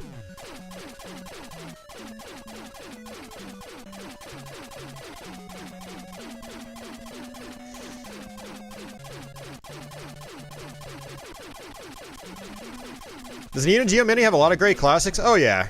Oh yeah. It's got a lot of really good stuff on it. I think it's got a bunch of Metal Slugs, it's got a bunch of the fighting games, it's got your Magician Lord and stuff like that. Pretty sure. It's the typical Neo Geo lineup that they put on all their, you know, all their plug-and-play systems or compilations.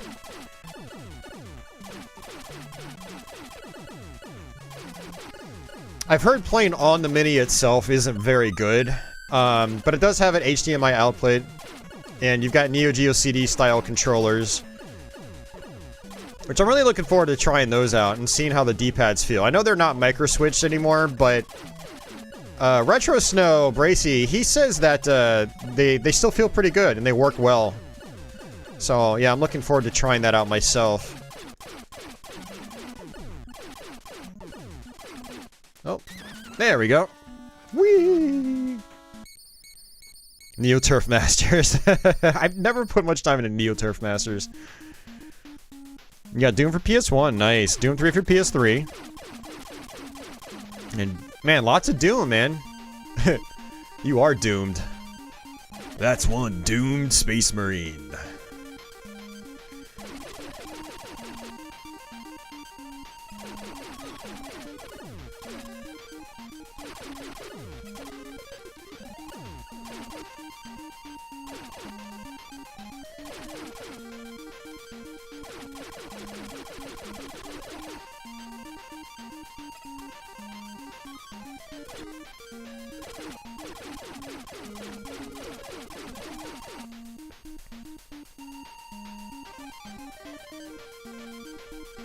Lots of points.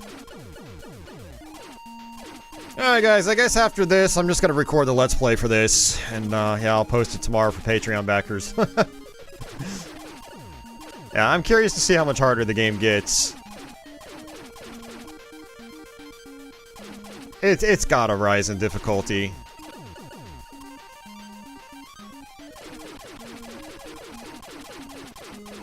Oh, geez, you only play 3DO Doom? Oh, man, yeah. No, you definitely need to cleanse your palate.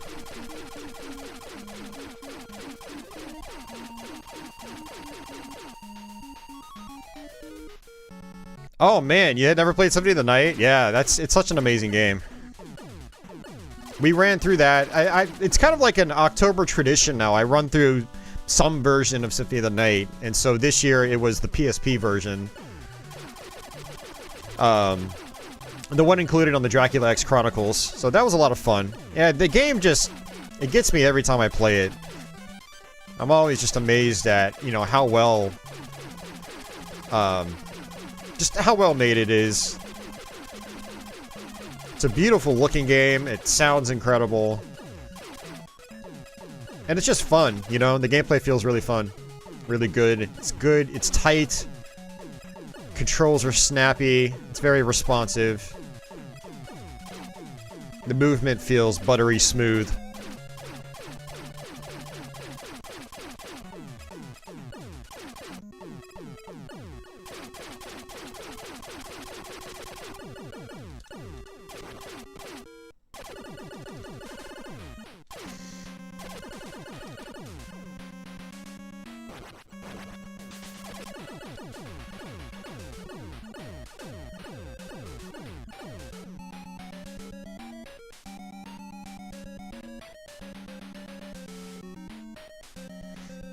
Yeah, I actually picked up the Japanese PS1 version of Symphony of the Night.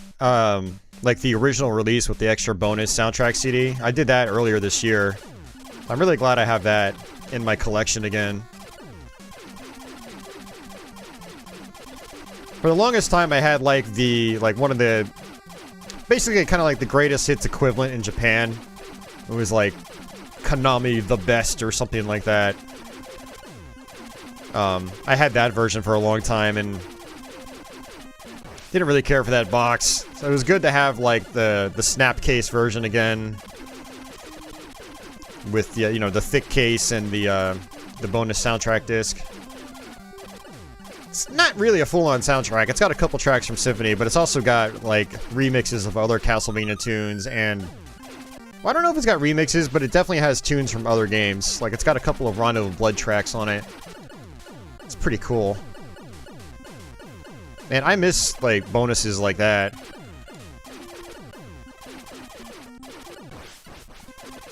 Okay, I vaguely remember these guys.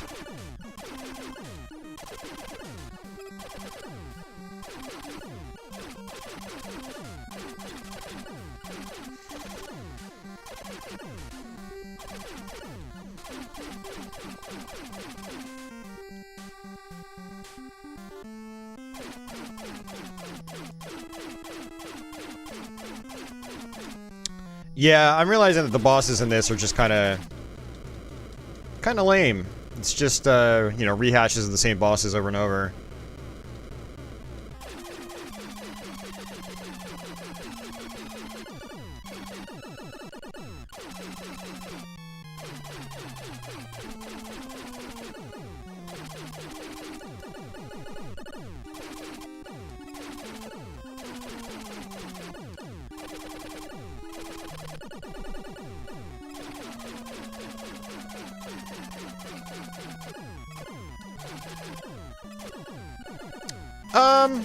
Well, I'm not entirely dead. I mean, other companies have kind of stepped up and taken their places, or their place. You know, Atlas for a while was bringing over a lot of stuff. You know, you had like NIS America and stuff like that. You know, companies like that were kind of continuing to carry the torch. Although, you know, it wasn't quite the same, because Working Designs always had a very unique sort of quality to their products. You know, right down to the packaging.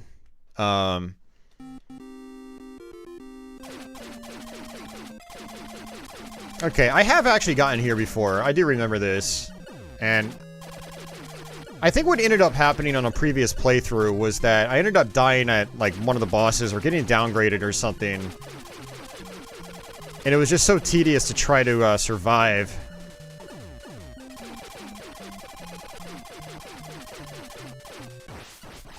Man, those hitboxes, though, they are not that great.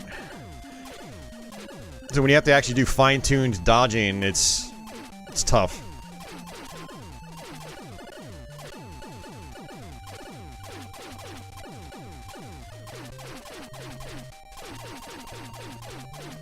Alright, so what I've been doing with these is just kind of like rotating around the screen like this.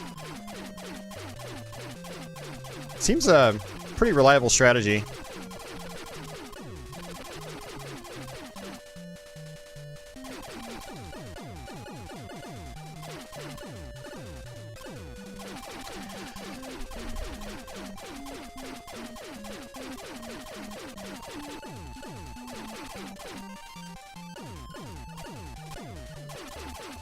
Some very Mega Man style sound effects.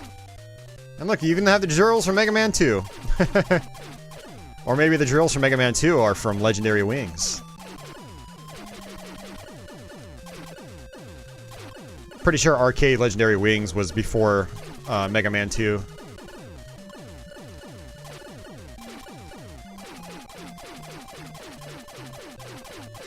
Hey, Sane. How's it going? Yeah, hitboxes are definitely weird on NES shoot-'em-ups in particular. You know, it depends on the game. But, yeah, they're definitely kind of wacky on this game.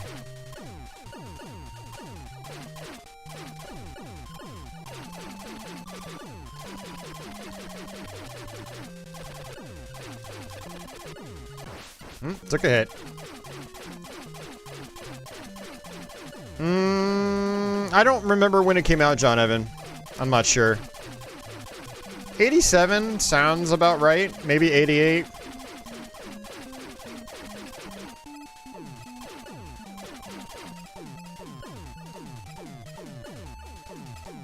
Oh yeah, man, there's a lot of repetitious level design. They're just kind of reusing the same things over and over again. Yeah, the game definitely seems like it gets pretty repetitious. Not really in a good way, because, like, it doesn't feel very good when you're bombing these heads. It just doesn't feel that great.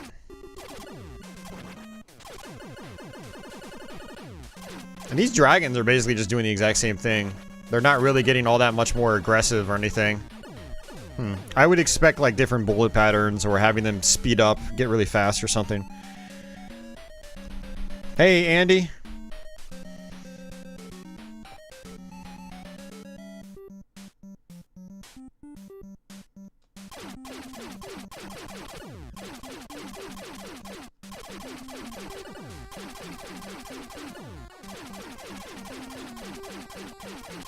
Oh yeah, they did. I mean, Capcom and Konami were some of the best third parties back then.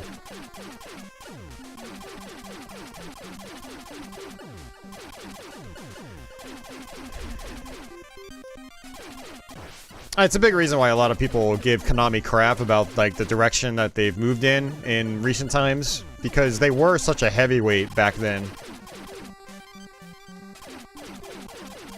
They made some of the very best games.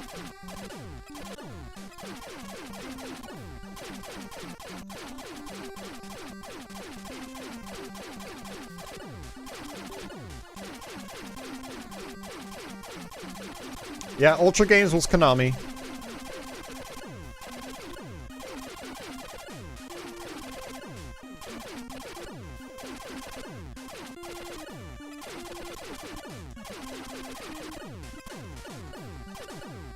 Ultra Games was basically their way of being, like, one of their ways of getting around the 5-game limit. The publishers, for the longest time, had a limit of 5 games that they could publish on the NES. I guess it was to try to, you know,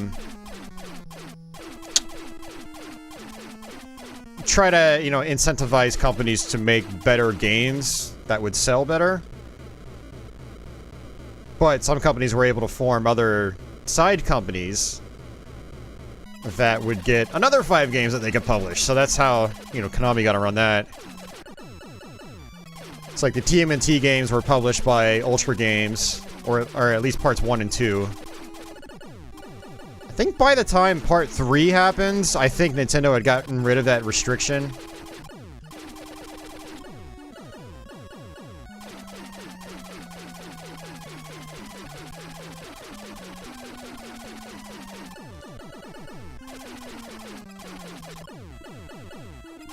It's something like 5 games.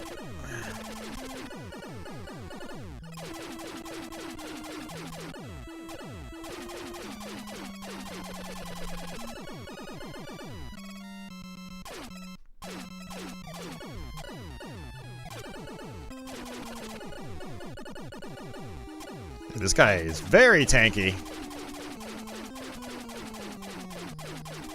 This actually reminds me a lot of Dino Wars, where basically every boss in the game is like just a slightly more difficult version of the previous one. Yep, Gyrus. Oh yeah, that's alright. I was supposed to play that, wasn't I? You like Snake's Revenge, yeah. It's pretty short, so it doesn't overstay its welcome. Also, the bosses, you don't have to kill the eyes. They're pretty... Yeah. Yeah, I've been just ignoring the eyes for the most part.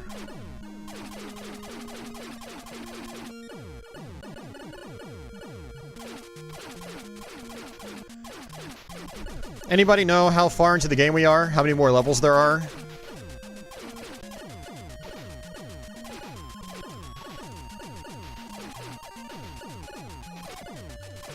So I guess, like, you know, if we're close to the end, I could keep playing, assuming it doesn't ramp up in difficulty too much and I don't struggle with it.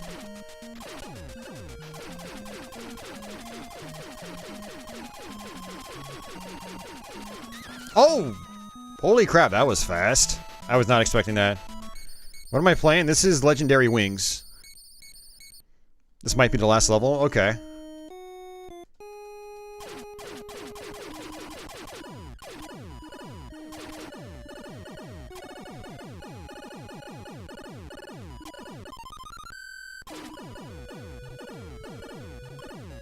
If you're playing for score, I think you absolutely want to come down to these areas, though.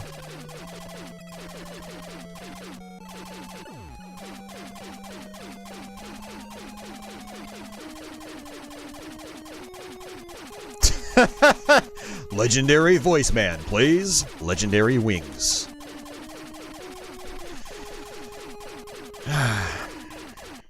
I wish my voice was legendary. I mean, it might sound deep at times, but it can get very high-pitched too, which doesn't sound pleasing. And then I also have a lot of speech problems. Like I don't say a lot of words correctly, and I slur and stutter and.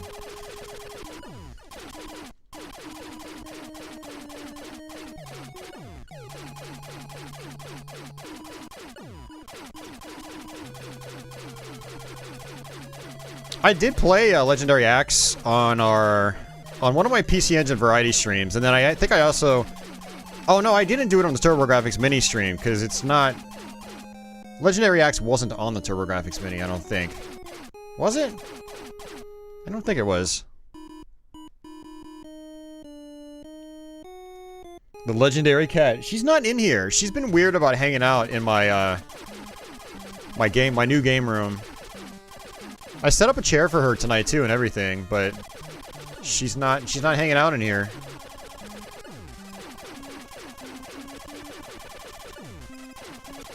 Yeah, there's definitely a big oversight. What words do I mispronounce? Just a lot. It's just random stuff. I can't really think of any off the top of my head, but trust me. Yeah, my speech isn't that great. I actually try to limit, like, what words I say. Like the variety of my my speech, my word selection, just so I don't mess up lots of words. I like intentionally try to keep things simple.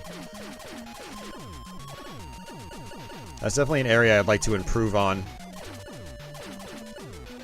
I feel like I haven't made enough strides there on my YouTube channel. My speech patterns should improve over the years, but they haven't really. I haven't been focusing on it.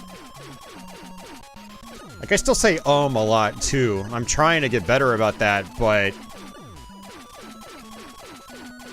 I actually had a comment from some random dude the other day saying, "Oh, you better work on your ums and uhs, dude." And I just told him to fuck off, and I blocked him from my channel. But it is something that concerns me. Like, I should be better about that. And it looks like I missed that bonus room. That sucks. Good old classic YouTube constructive criticism. It's like, trust me, people, I know what my own problems are. I make the damn content. I'm very critical about my own stuff. But I do need to improve. Because if you're not improving, then, like, you know, you're just kind of, like, coasting along. And that doesn't feel very good either, as a content creator. One thing I've wanted to start doing as well is improving my videos in other ways, like actually taking time to do some editing on the Let's Plays.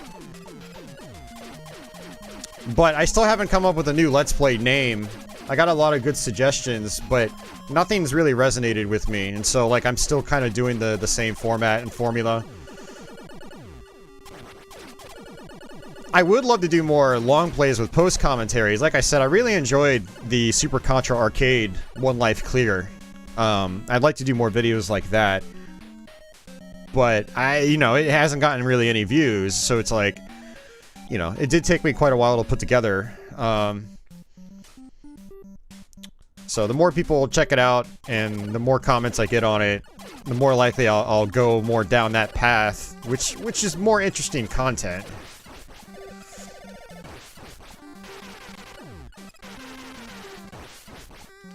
I think this is what happened to me last time I played this. Whoa, I didn't even get hit by that thing. What the fucking hell, man? Yeah, this isn't good. There, Pancreatitis is gonna get some salt. He requested some salt, and we might be hitting some salt, guys. Some salty moments. No, Jonathan, not my channel name. Just my Let's Play, series. What the hell?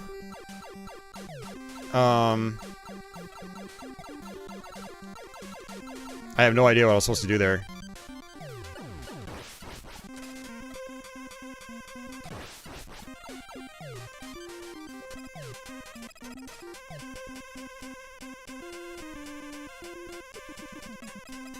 Yeah, so, you know, right now my Let's Play series, it's just called Let's Play, that's it. You know, so... but I wanted some kind of, you know, new name for it. Alright, this is gonna be real fun, no power-ups. And basically the new Let's Play series would focus, you know, the same style of video, but there would be a lot more video editing and stuff like that. Zooming in on things I'm talking about, doing like rewinds and slowdowns, so you kind of get the point of what I'm talking about. Still walkthrough focused, you know.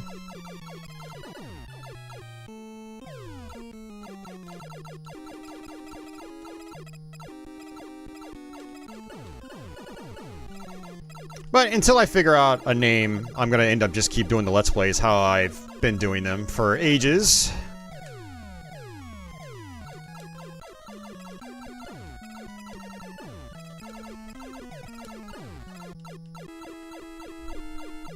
Memes? No, no memes. I'm not a meme guy. Not really a fan of them. Not a meme guy.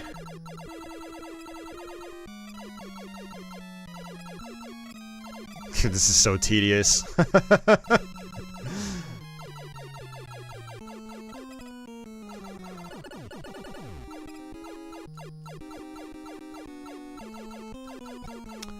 Well, I mean, it's not broken, John, but I would like to see my content improve because, you know, the more my content improves, the more likely people are going to be interested in it. Whereas the Let's Plays how they are right now, you know, it's just a very particular subset of people like playthroughs like that. I don't think it's a very popular thing, and so my channel doesn't grow, you know, anywhere near as fast as I would like it to. Oh, you can't touch the boss itself. Okay. Alright. I thought I could fly up on it.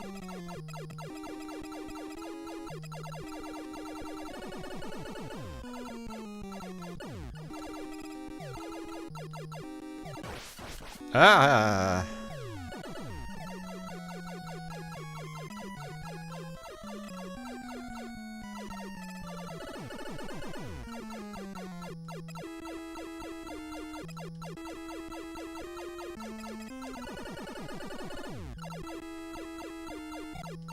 Yeah, see, my bullets were going through, you know, they're going through, like, the green parts of the boss, so I thought I could fly in there.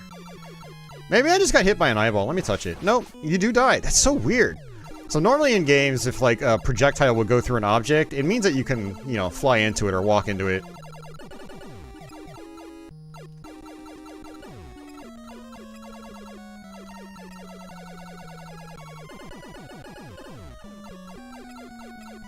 Yeah, 3 years later.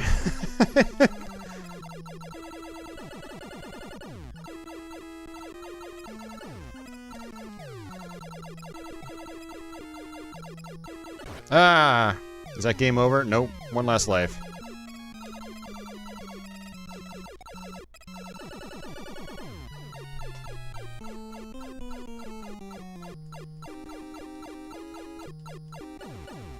Yep, I know, Andy. I know not to touch the boss. I was doing it intentionally. Just to verify. It's for science. These are things you have to do to figure out what you shouldn't do in the future.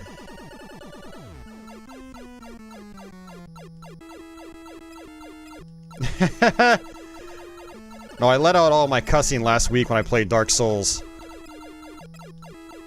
I dropped a lot of F-bombs in that stream, man. There we go.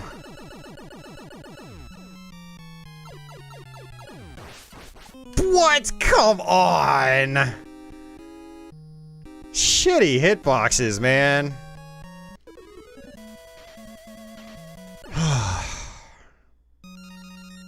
He's gonna send me all the way back. Oh, jeez. Alright, I'm done. It's a game. I'm not doing this level again. Oh, man.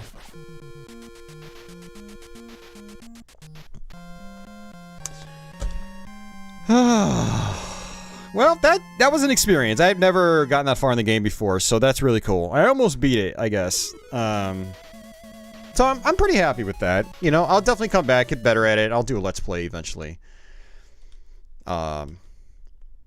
Eventually. Okay. Now we've been doing a lot of shoot 'em ups. I should probably do something not necessarily non-shooty, but non-shmuppy, I should say. Let's see. We had some recommendations earlier. Alright,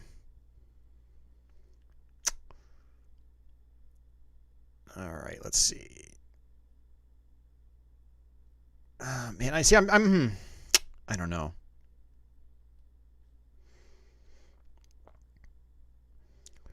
Alright, I'm going to do... I'm going to do something very different, actually. So what's really cool about the Power Pack is I can do Famicom Disk System games as well. And so I am going to do something very different. I hope this works.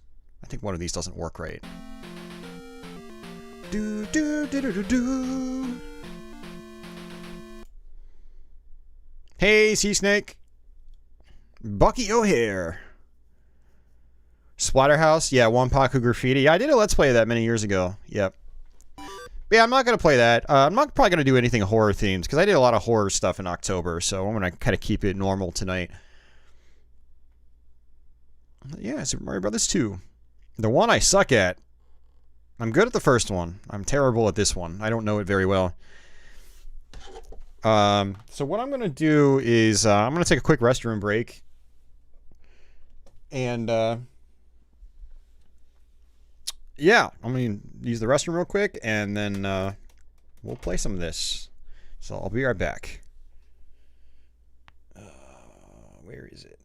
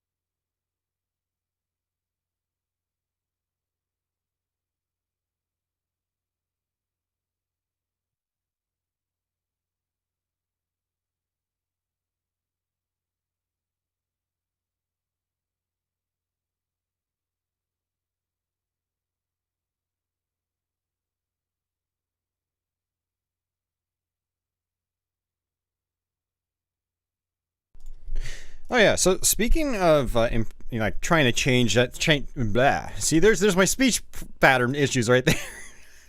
There you go. Granted, I'm hungover today, so there is that factor involved.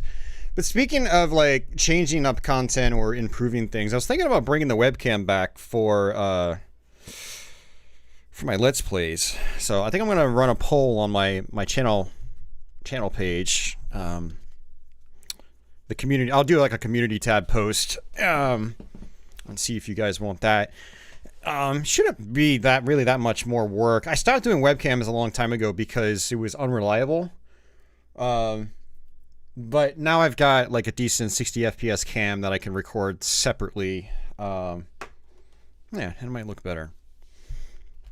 Yeah, no, I turned the sound off, Dad, because I was using the bathroom, which is right next to my game room. So you might have heard me using the bathroom if I didn't mute the mic. So yeah, there's no sound on this game. I mean, on the demo here. Cindy Jones says the Lost Levels. Yep. Or just Super Mario Bros. 2 in Japan. But yeah, we got it as the Lost Levels on Super Nintendo eventually. It's why you don't stream. You stutter too. I mean, you get better with the Game Eagle. Trust me, when I first started doing YouTube videos in particular, like, 2009. Oh, dude, I talked very slow. That's actually one way that, it's one way that I think YouTube has actually helped my normal life, is that I talk a lot faster to people now than I did, back when I started. So, but all right. Yeah, Super Mario Bros. 2. Very difficult game.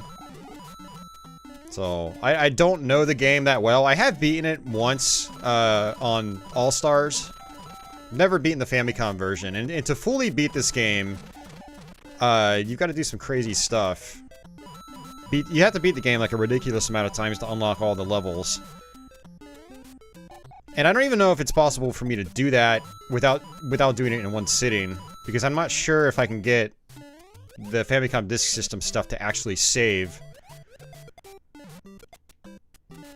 So, on the Power Pack. I'm gonna have to look into that, actually. Because I would like to play some Disk System games, but they're gonna be kind of hard to play if I can't actually, like, save my progress, shut the game off, and then come back later and resume. And my save states for the Power members, I don't think they work with the Disk System stuff. So. Is there a huge difference between Mario Bros. 2 and the Lost Levels? Yeah, so how I think it happens is to get all the extra zones after you get through like World 8 or World 9 or whatever, you've got to go through the whole game again and again and again and again. And it's like every time you do it, I think it extends the game a little bit longer or a little bit farther. And with All-Stars, I think they made it to where you can go straight through, like, you know, traditional Super Mario Brothers. Something like that. I don't know the details perfectly. That's kind of the gist of it. So basically, it was a major chore to try to, you know, go through all the levels in this game. Doki Doki Panic kind of did something similar. Like, if you wanted to really beat the game, you had to go through the game with every single character. And it would actually map out your progress and save that progress. Have to beat it 8 times to get to worlds A through D. Yeah, okay. That sounds about right.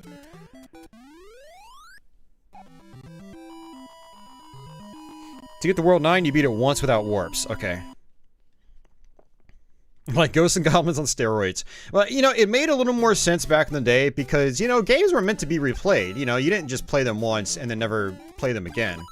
Like, we would replay our games all the time. You know, it's why our games have turned into just such beloved, you know, what we now, you know, deem classics. God knows how many times I went through Mega Man 2 growing up. So, you know, if you're going to be playing the game anyway, you're going to eventually unlock that stuff.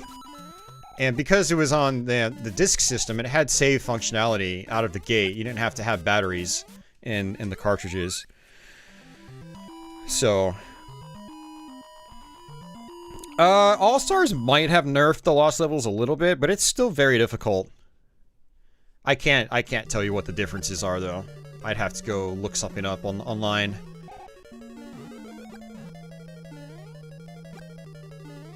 I do know that the physics are a little bit different in the All-Stars version. Uh-oh.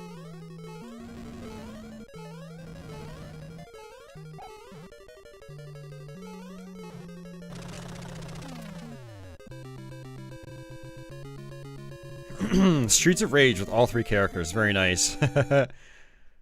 I love how each of the 3 characters feels different. Like, Blaze will throw enemies, like, all the way across the screen. Adam has, like, huge range. Axel's your, you know, obviously your all-arounder character. You know, your most well-balanced, I should say. Uh-oh. Oops, why did I do that?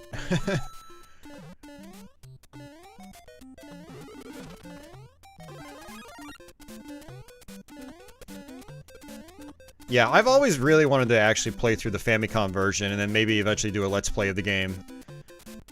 But I've been putting it off and putting it off. One of the roadblocks for me in the beginning was just not having a way of running disk system games on my flash cart, but I was able to figure it out. Sometime last year I figured it out. We actually played through Castlevania II, the Japanese one. It's called Dracula 2. And that was a lot of fun. And I've always wanted to go back and do Zelda 2. The Japanese version of Zelda 2 has a bunch of changes. Mostly visually. Don't judge me. I'm judging you.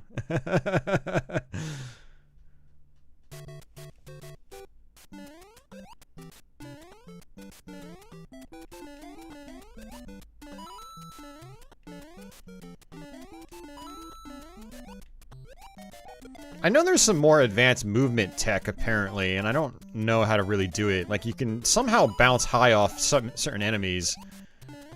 I'm not really sure what that entails or what I have to do.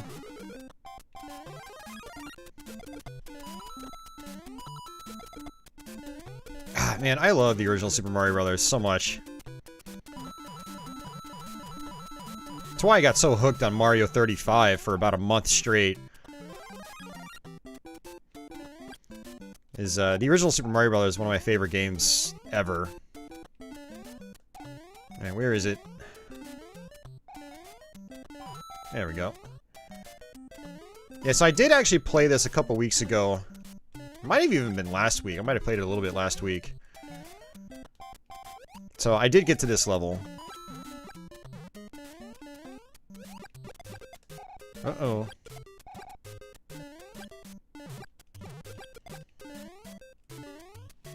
Yeah, this game is so snappy. It's so responsive. The physics feel amazing even to this day. It's just a very great feeling game. Mario 35 is apparently not a permanent game. I hope Nintendo goes back on that and makes it permanent because it's an awesome game. One of my friends, my friend that came over today, he actually said, you know, he didn't bother trying it because he knows it's not going to be permanent, and even if he gets addicted to it, you know, all that stat building and stuff like that from playing games is just, it's going to go away. And so it's like, what's the point? So I do think they could potentially get more regular players if, you know, if they went back on the limited time thing.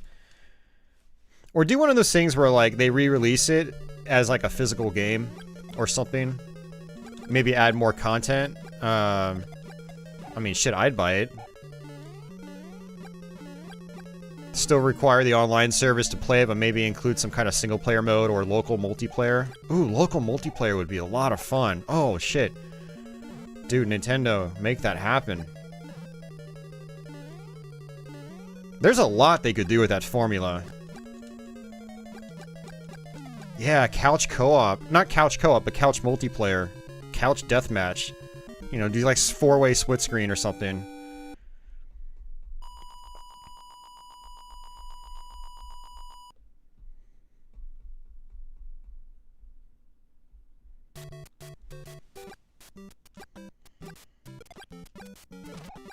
Limited releases with their first-party titles? I don't know. It's a Disney tactic. Not really sure why, to be honest with you. I have no idea. I'm not Nintendo. Yeah, some of their decisions do seem questionable. Now,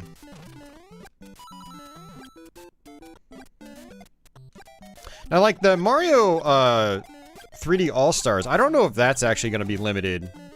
Like, I know physically it is, but they might still allow you to buy it digitally. I don't see why you would just take a game like that off the digital shop. It doesn't make any sense. But with, like, physical goods, it's a different story because it costs money to manufacture products like that, and they're not as popular as they used to be. Probably like 80 or 90% of sales is... Oh, shit. God damn it. Probably 80 or 90% of sales are digital these days. So it's like, you know, that's what people want. It's what the average person wants. Oh, you... You're an asshole, whoever designed this. Why didn't I play as Green Mario? Because I didn't want to. I wanted to play as Mario. So, Luigi jumps higher, so the game's easier. I wanted the game to be a greater challenge.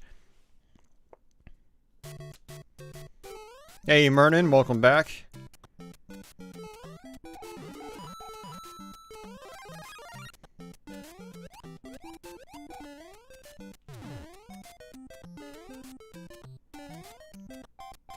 Yeah, I love that the bullet bills go so much faster in classic Super Mario Brothers. They're really slow in Mario 35. They made some, you know, physics adjustments.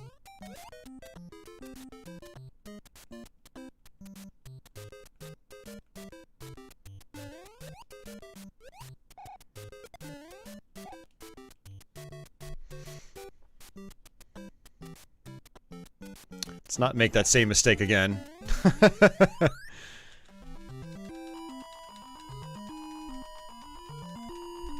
Yeah, Miyamoto, he did not do this one, as far as I'm aware. Did I pick up a Game & Watch? Hey, Mark. No, I did not. I'm gonna call you MT Shark, because I have another Mark already in here.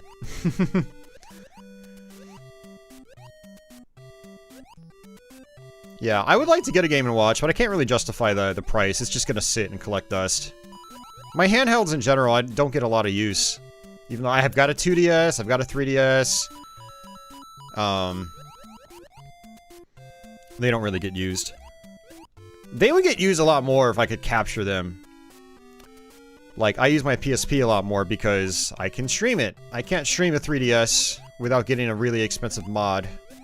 Same with my 2DS. And my DS Lite. Although we are going to do some DS games, regular DS games, because I can emulate those. And they emulate really well. Okay, so I can't hop on them. I can hop on them in Mario 35. That is another thing they changed.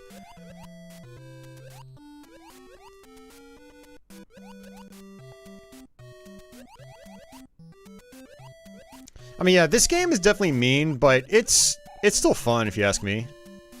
I mean, as someone that, you know, I consider myself pretty decent at the original Super Mario Brothers, so...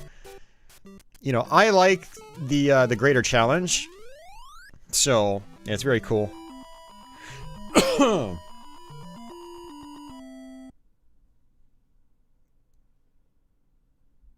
Your project has been hacking your PS TV. I wouldn't mind trying something like that. Actually, you know what? Well, I don't know. I've heard that with the PS TV, you have to, like, rerun your exploit, I think, every time you power on the system. That just... I don't know. I don't like hacks like that. I understand, like, that's probably how it just has to be. And it is what it is, but... If soft modding a system or hacking it isn't, like, just 100% just easy street, you know, you just power it up, boom, there's a dashboard, and you just load your emulators or whatever, then I'm not really that interested in it. If I have to do any kind of work, I'm just not that interested.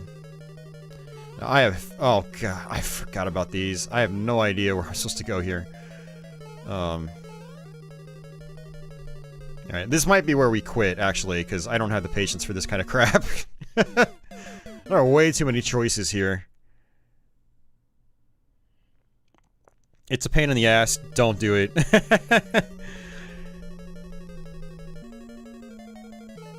Yeah, with the Game & Watch Mark, hacking it, you have to do like a physical hack.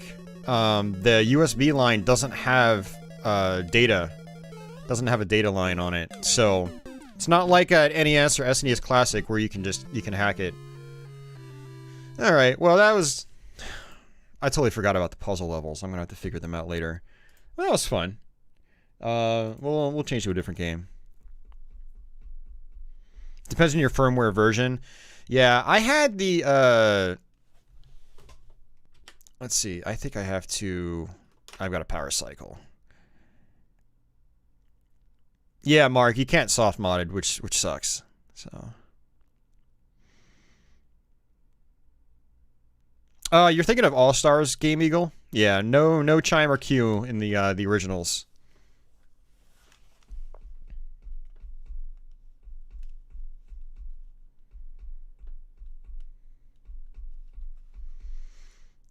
Man, I actually I talked about it some other day. I think I made a post somewhere where like, yeah, I was responding to someone's Facebook post, and I would really love them to take whatever hardware they're using for that and then redesign it as a Game Boy Classic Edition and put like 40 or 50 Game Boy games on it.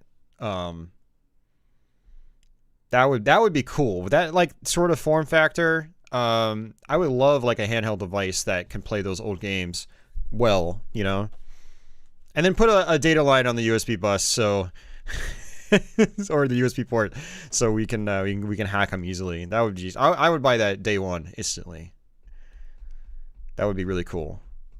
Yeah, no, that's what I'm saying, Dad. Like, use the current tech, because the Game & Watch Mario it's a backlit screen. It's a very nice screen, actually. I mean, it's not really backlit. I mean, this is different technology. It's just like an LCD screen or something. So it looks really good. So I'd love to see something like that. Let's see. Scrolling through my list here, so just bear with me.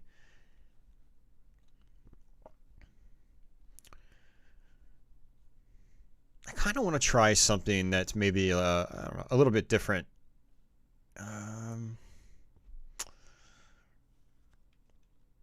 Here, I haven't played this one on stream before. Not on YouTube anyway. I mean, I played it on Twitch. I tried learning this one earlier this year, and it didn't go so well. But we'll play it a little bit.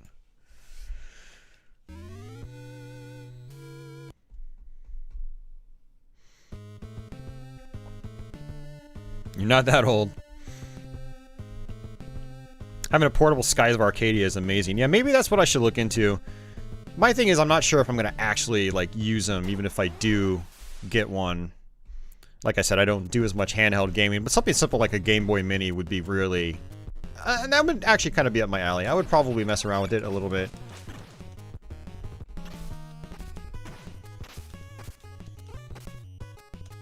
Let's see, how do I do that? Oh, just down an A, okay. And I think doing that, yeah, I lose health. Okay, so jump kicking. And I can, oh, that's right, I can block, okay. And it's not, I don't think it's a, oh no, it's a permanent block, it's just down and B. Excuse me.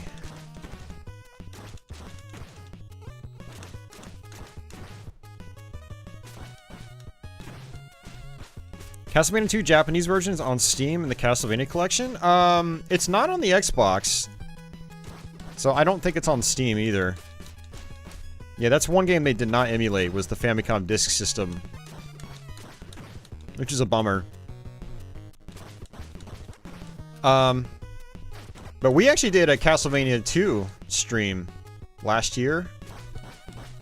Once I got my Famicom Disk System stuff working on here, yeah, we did that. That was a lot of fun. I like that. Teenage Mutant Ninja Batman.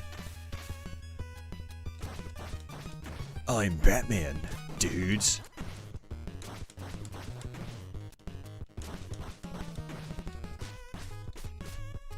Yeah, no, it's definitely not on consoles. I know that for sure, Adrian, so I wouldn't fire it up and check. It would be interesting if Steam does have it, but I don't think it does. I think they're all the same. I don't know why they would add it to the Steam one, but not the other platforms. Doesn't really make a lot of sense. PS5 Flex. Oh, and you got a PS5. Man, I'm jealous. I really want one. I also want a Series X, which I might be able to get. I'm not sure if I'm gonna do it, though. Yeah, Mernin's been looking for a PS5.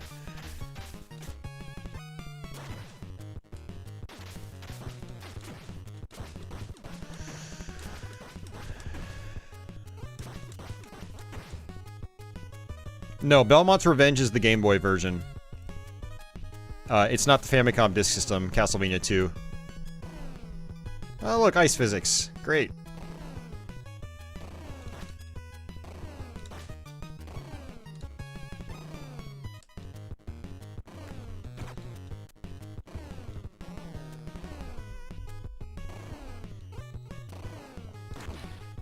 No, it's all good, Andy. No worries. Gonna go to bed. Alright, Mark.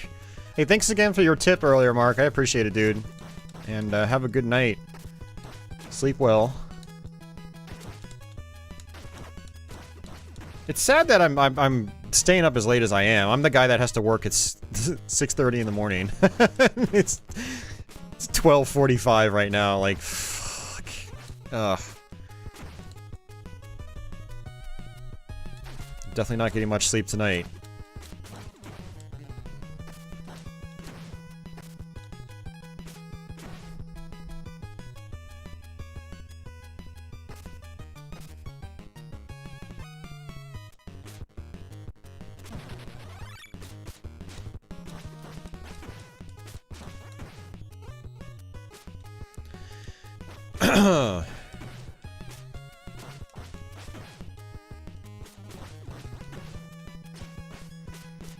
Better is kind of subjective. I like the North American one more because it's a more challenging game.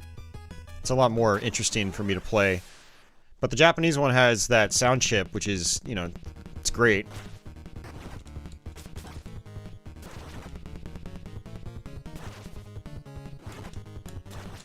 Yeah, I think I vaguely remembering just like trading hits with this guy.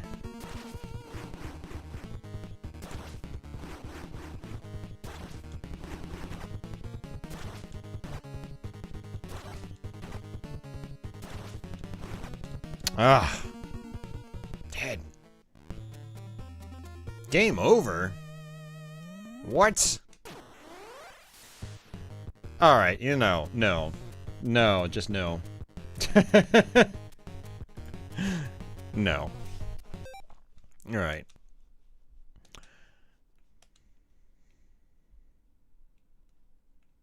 Oh man, that was weird.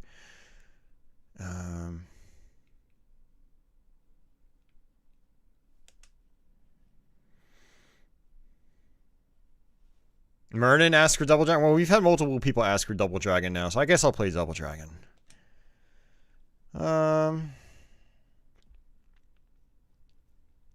Double Dragon's always fun for me to try to go through because, like, it's a difficult clear, you know? You have to beat the game. There are no continues. Like, you've got to do it on one credit, basically.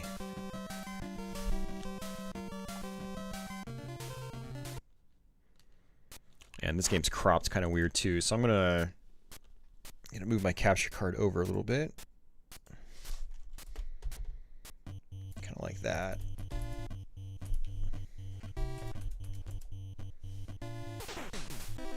Let's pause it, and let's fix that. And there we go.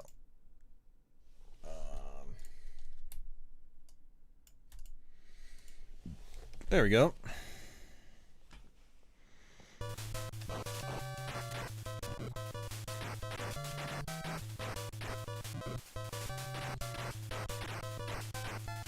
Yeah, so if you never played Double Dragon, you sort of get experience points as you attack enemies, and different attacks will give you more experience than others. And so in the very beginning of the game, if you want to, you can just try to punch the enemies. You'll get a lot more points than than you will if you kick. Kicking is a lot safer though, so if you're just trying to play for survival, I'd recommend just kicking the whole game. But sometimes I'll play the first level with just punching. You usually end up trading hits, but you do get your other moves faster. So now what I think what happens is I have a finisher. That second heart you get is a finisher, yeah. So now I can uppercut at the end, or I can do a roundhouse.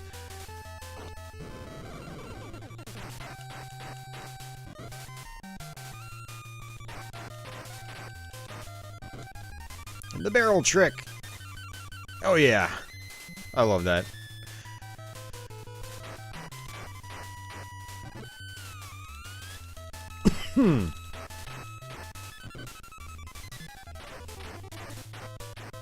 Oh yeah, I love this game, Game Eagle.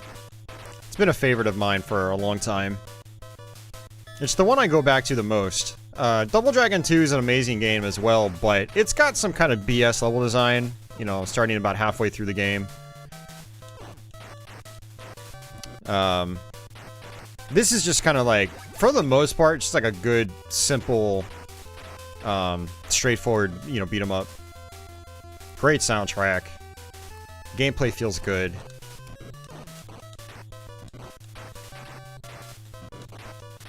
Another reason I do this is I think I get my health back in the next room.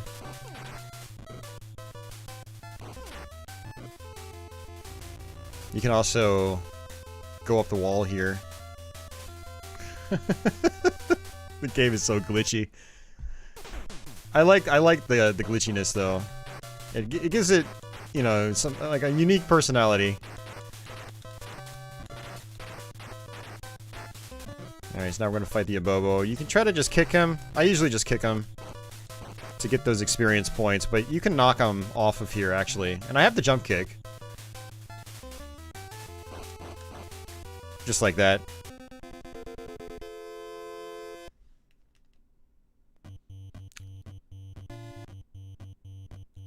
I think I rented one of those, Adrian, as a kid. And that's how I learned about, some stuff in this game as well.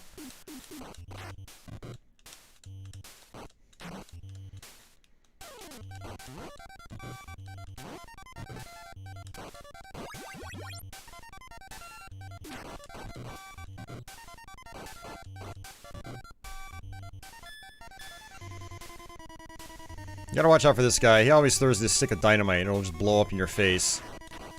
And do a ton of damage.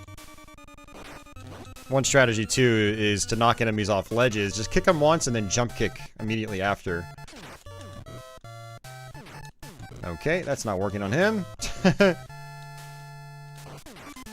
There's a glitch you can do here where you can make him basically... I don't know if he turns invisible, but... he won't die, and you can just spam him with the bat over and over. Max out your level early on in the game.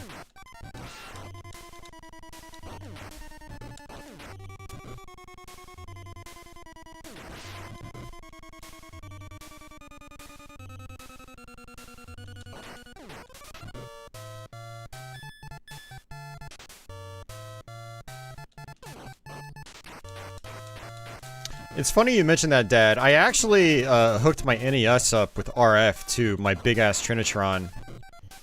It looks terrible. I don't recommend it. I do get the nostalgia for that, but you need, if you're gonna try to get an old signal like that looking good, you need a small TV.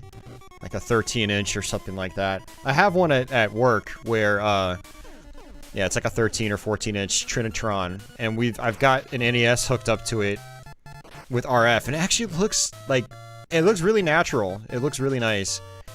Not gonna lie. But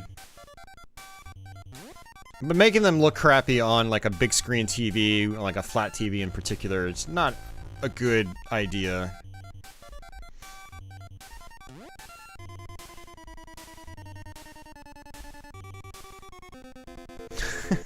I love doing that. Sometimes I fight them, sometimes I just leave. Yeah, I wouldn't mind having some kind of RGB modded NES now, just so I can use my NES with component cables on my my CRT. I'm gonna get one of those RGB to component converters that the RetroTink guy sells. So I'm gonna start using my RGB stuff on my Trinitron.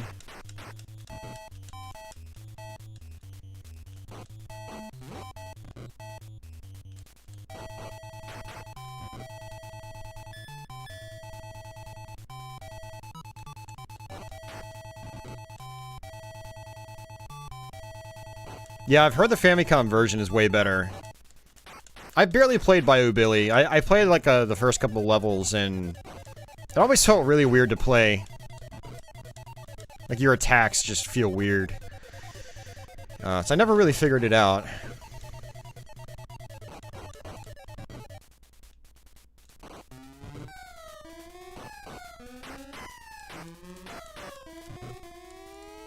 Hey, Monolith. The hearts was an EXP system. Yep, that's how it works. So on the bottom left, you'll see a counter, and then when that counter goes all the way up to, I don't know, 999, you level up.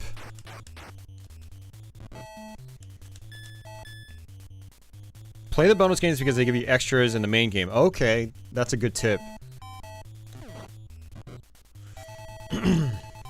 So another trick is boom, boom, just like a quick 1-2 combo. You can do the same thing with the jump kick.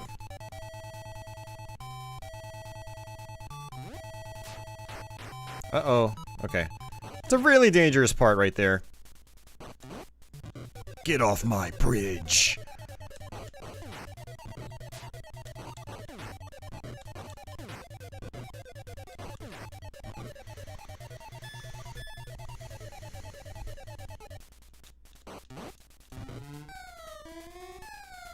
Okay, I don't have the elbow yet. Elbow's really good. It's very, very powerful. The headbutt does hit things, yeah. I don't use it, though. It's more like a style thing.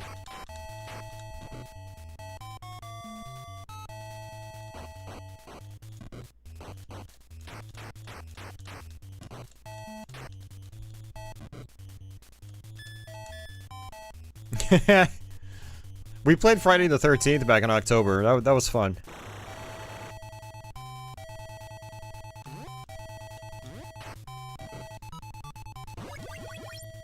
Alright, yep, now I got the elbow. Definitely recommended.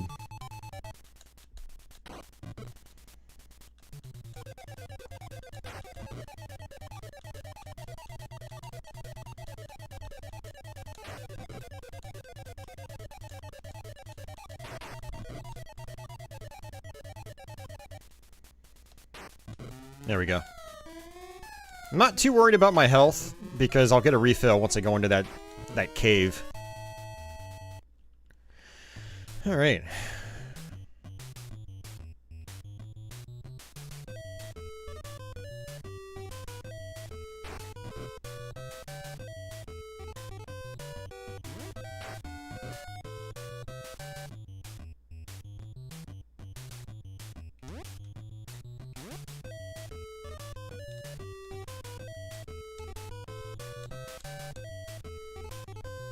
Let's jump there. Yeah, nice.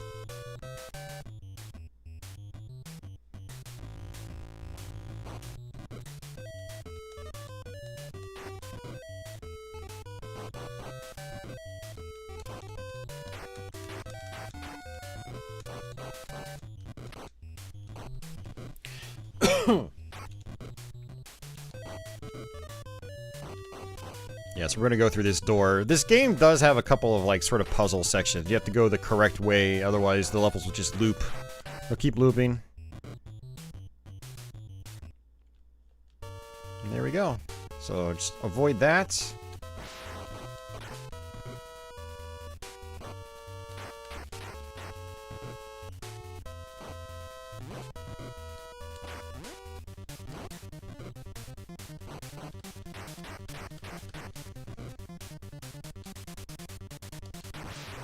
Boom, just blew up your friend. Or maybe your twin brother? Because you guys look the same. I'm just gonna fall straight down. Yeah, I really like the flashing effect. You know, someone earlier had mentioned music as adding, like, to the ambience or, you know, tension in an area. And this flashing effect combined with the music definitely makes this feel foreboding. Double Dragon 2 has some moments like that as well.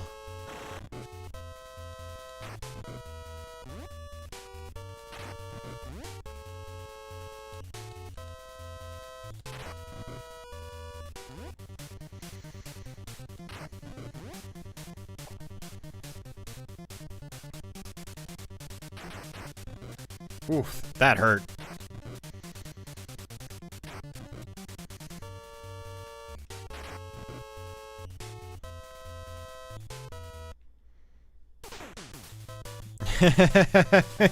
What's up, Mike? So another trick here is just to just keep killing these guys as they come out, or these girls, and then they'll eventually just stop spawning.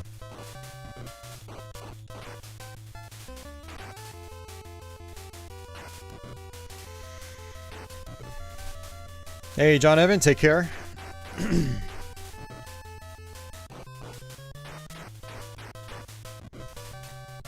And I think I can just jump down here.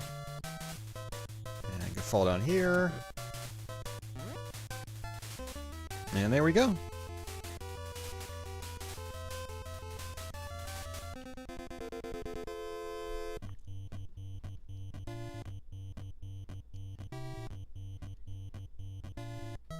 The run killer, yeah, right.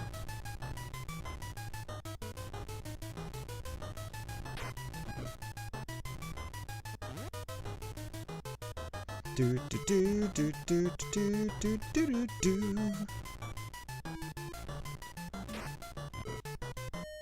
Not bad. Got through that pretty well, actually. And I learned that trick from Bill on the Shmups forums. He loves these old Double Dragon games.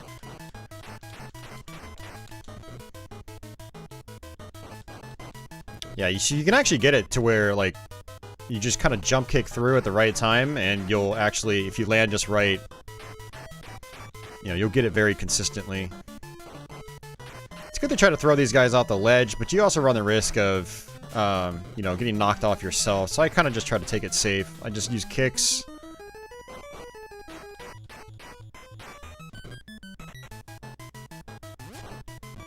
I like using the knife, though, because it does a lot of damage. I like Double Dragon 3. It's just, Double Dragon 3 is super basic in its level design, which really brings it down a lot. Which is a shame, because the combat does feel pretty good, but it's extremely repetitious, and the last level can go screw itself. And the last bosses in particular.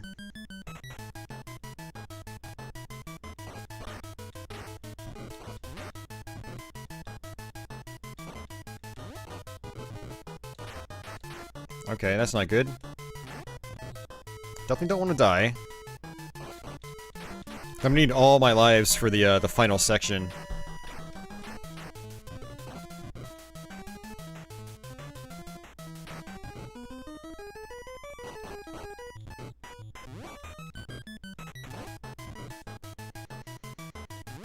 Oh, come on, dude.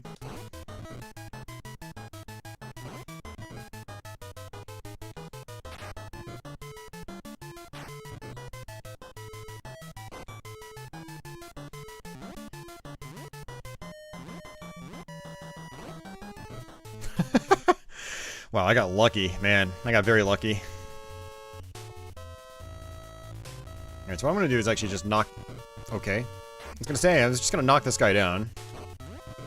And I'm gonna fall down here, and he'll just kind of stay there. And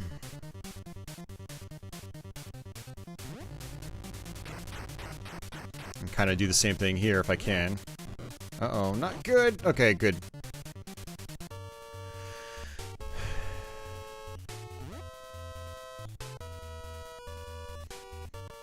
Let's see if he'll come over this way. I guess not.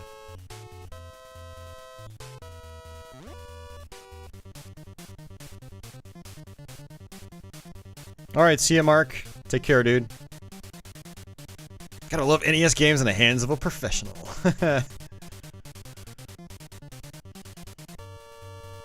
Arcade Double Dragon 3. Oof. Hey, Arcade Pilot. I see you out there now. Yeah, Double Dragon 3 I think is absolutely the weakest of the first three. But, I mean, it is still a solid game overall. It's just, it's lacking the variety that the other two games have. Like, yeah, you got multiple playable characters, but, I mean, every single room in the game is one long hallway, and 2 enemies spawn in at a time, just repeatedly. It's that for the entire game, and, so it's basically, like, it's got great graphics, it's got great music. It's actually, you know... Man, it might have my favorite soundtrack. Well, no, Double Dragon 1 is my favorite soundtrack. But it's... Double Dragon 3's music is really good. But it's just, like, the complete lack of level design is what kills it.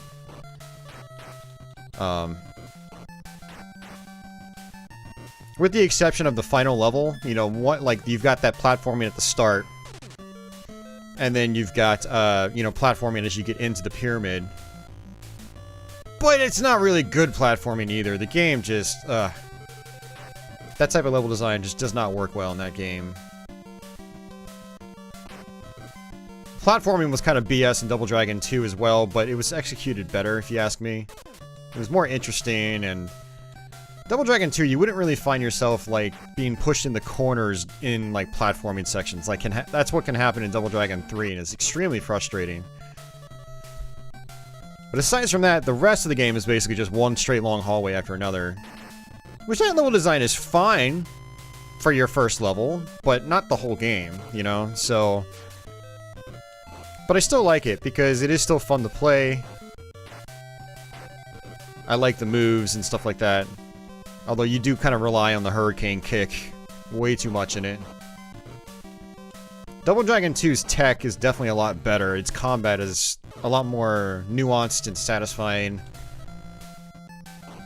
Like, being able to consistently get the knee in Double Dragon 2 is extremely satisfying. Double Dragon 3 doesn't really have anything quite like that. You know. Double Dragon 3 doesn't really have moves that I would say take skill to execute. No, like, knee equivalent in Double Dragon 3. It's just like, you know, press both buttons to jump, press both buttons again to do a hurricane kick. Like, there's not really much timing required. This is our final boss. Can't believe we made it here without dying. It's really awesome. I have to make sure I don't take a hit here, though, because his gun is extremely powerful.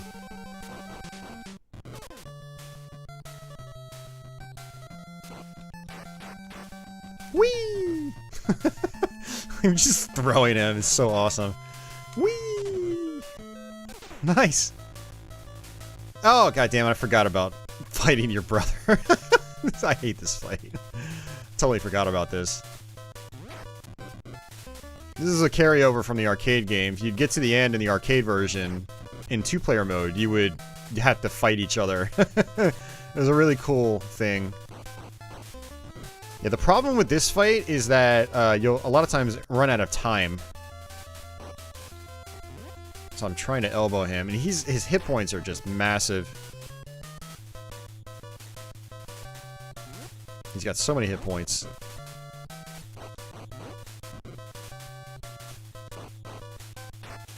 It'd be funny if, like, punching was the best thing here.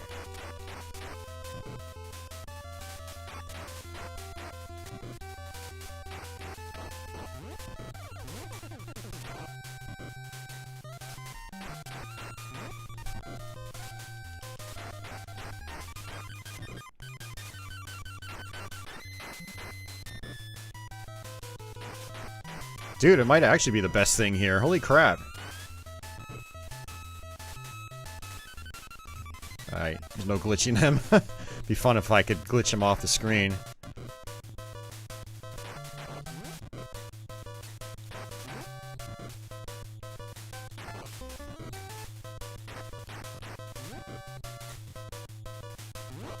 Oh, come on, man.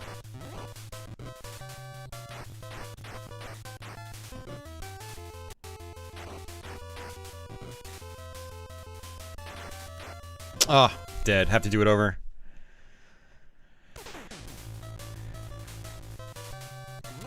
Do they explain why you have to fight him in the game? Oh, I assume he's on the bad guys team. That's pretty much it. I think that's all it is.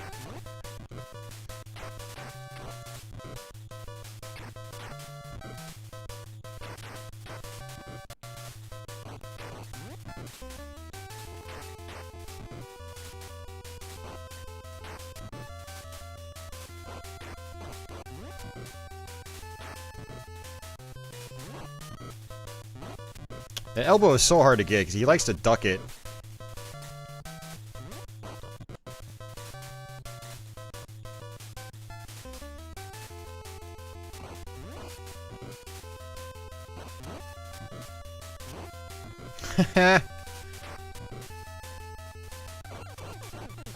Yeah, what's actually nice, I should be using just the elbow because I actually got a time refresh because I died.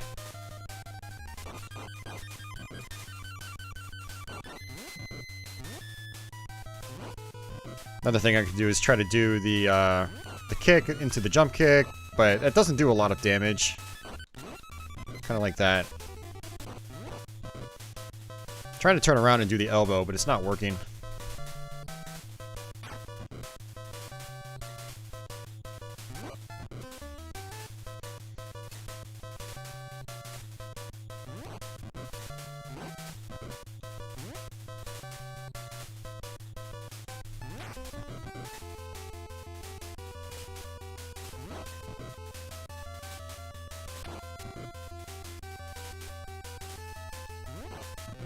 And I'm dead again.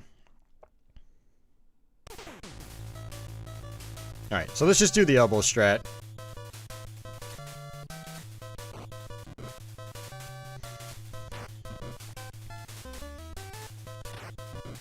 Just trade hits, basically. And we've got tons of time, so I can... You know, I've got all day to get a few elbows here and there.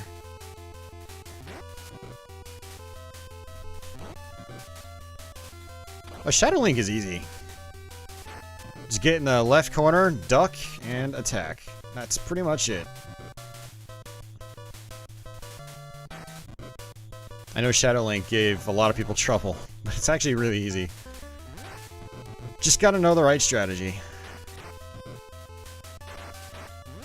What I hate more is the trek to the final palace. Like, screw that. That's not fun. There's a lot of nasty stuff you have to go through.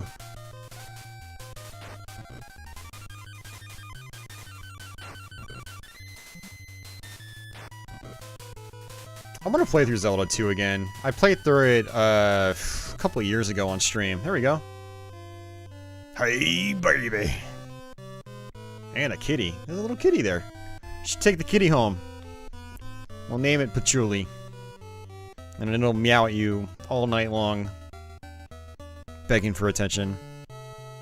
Can I beat Shadow Link without the cheat? Pretty sure that's how I beat Shadow Link back in the day. I just beat it regularly, or normally, I should say. I didn't use the trick because I didn't know the trick at the time. Yeah, a modernized version of that could be really fun, Monolith.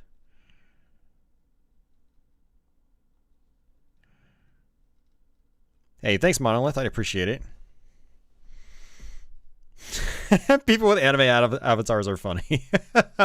We were one of my friends, I think Jeff, I don't think he's still out there, but I posted on I posted a comment on one of his Facebook posts talking about people with anime avatars.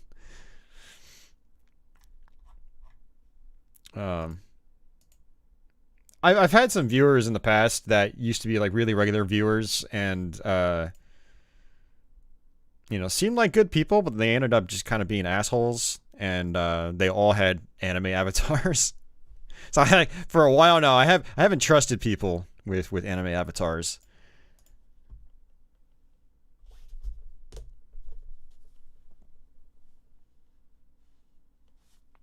No offense to people out there watching with anime avatars. But yeah, you run into some interesting folks, you know, when you're talking on the internet and broadcasting to people and whatnot. You know, you're interacting with a lot of interesting types, for better or for worse. Alright, so let's switch games. It's 1:13 a.m. I really probably should get out of here. Let's see. Let me scroll through my list again and see what else I've got.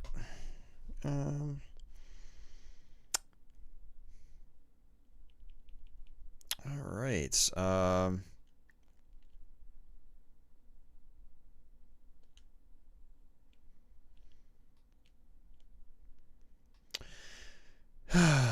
Try not to do stuff that I've already played a lot of. You know, we have played some unique games here and I'm not that familiar with, which is cool. But we've also played some games that I've played a lot of.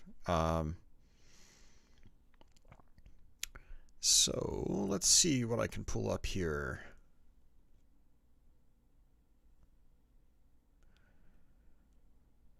Man, so many good games on NES. So many good games.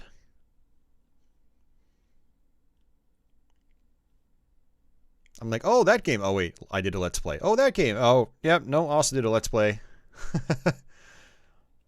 Let's try, this is one I haven't messed around with much on stream.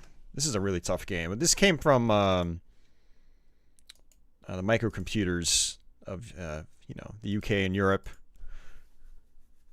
You can trust me.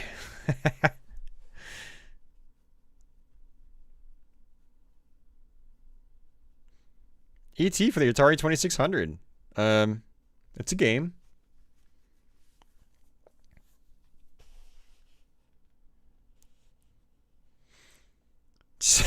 Dad, you're hilarious, man.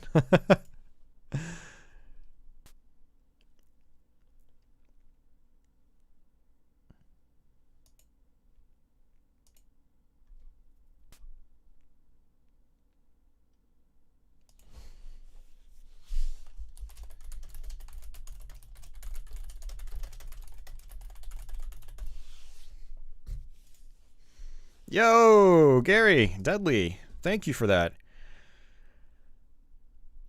Have I done a Let's Play on Star Tropics? I have not. I've never actually beaten Star Tropics all the way through. So, that's definitely on my to-do list as well, for sure. Yeah, Cybernoid. We'll start with easy.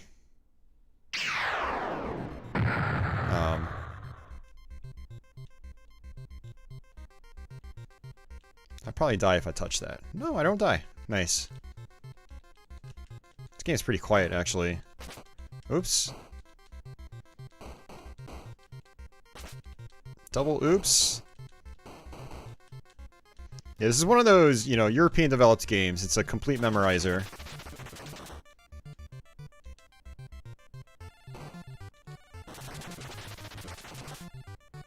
God, this is easy mode, by the way.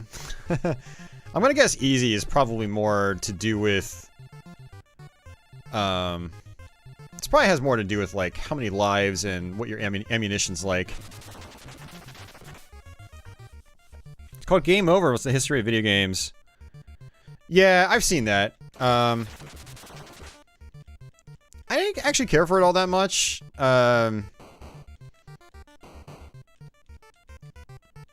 I mean, they didn't really go, like, super in-depth on a lot of the topics. It's very, like, surface-level stuff.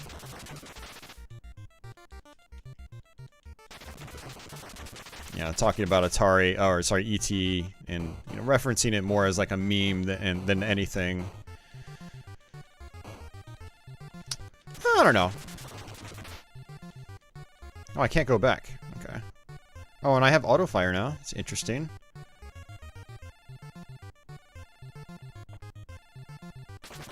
This is one of those games that I knew a bunch of people that owned it back in the day, but, like, none of us could do anything with this game.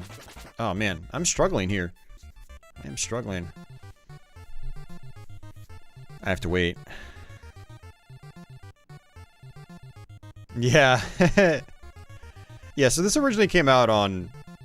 I don't know all the computers it came out to. I assume it came out to a lot of them, but I'm gonna say the ZX Spectrum... They probably got a Commodore 64 port, you know, things like that. That's my guess anyway. I'm sure some of you guys will be able to clarify.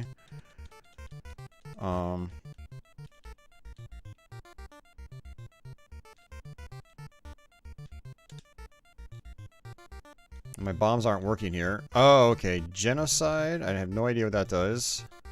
Shield.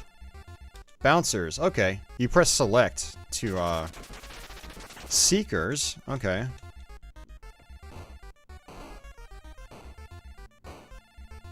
I don't mind these kinds of games. They can be interesting. Alright, bombs. What's fun about these types of games is that they, they're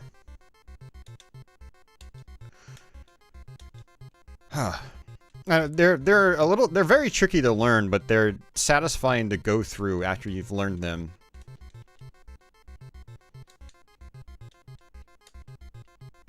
I'm out of bombs. I have to die. You gotta be kidding me. Okay. Yeah, see, it's total trial and error gameplay. And while it's not my preferred kind of, you know, game style, it can still be fun. So I guess I have to use Seekers on those.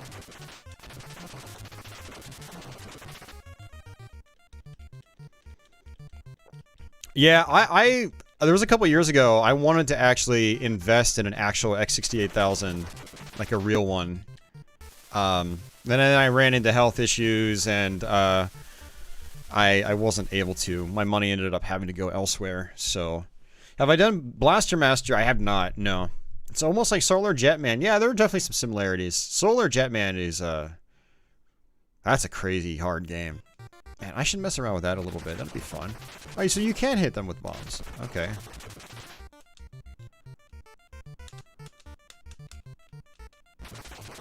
Okay, the hitbox on that is really weird, though.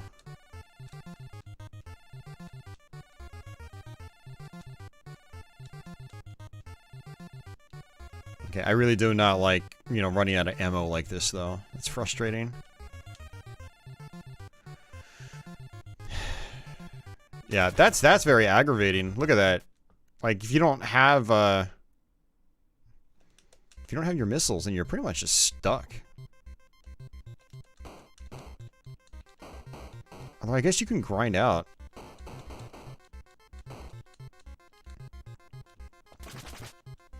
Dope. Dope. Not much in terms of invincibility frames.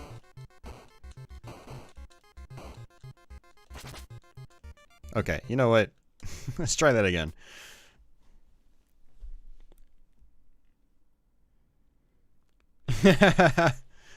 You gotta be careful buying a Virtual Boy. Those displays, they go bad very often. You know, unless you want to send your system off to have it, you know, fixed, you might end up dealing with issues. I still need to actually, I need to do that real soon. I need to send my Virtual Boy out to have it VGA modded. I have the kit.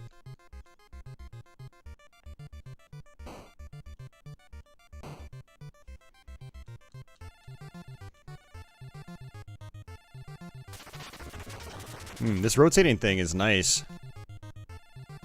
Look at that. Oh man, that's crucial. What? It's fucking level design. I guess... Okay, so... We're using a shield. Yeah, see? It's all about those strats. Oops, that was my fault.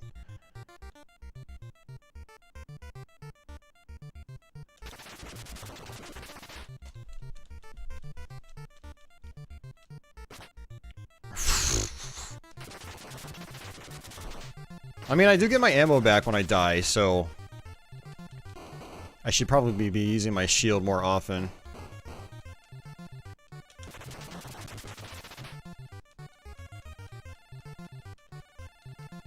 Man, I actually wish I had the manual on hand so I could understand what a lot of these item drops are doing. Oops, that was my fault again.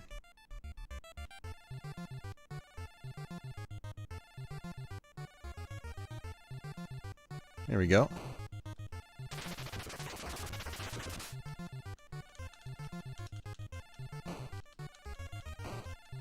Alright, so I had to use, I think, bouncers here. There we go. Uh-oh. Oh!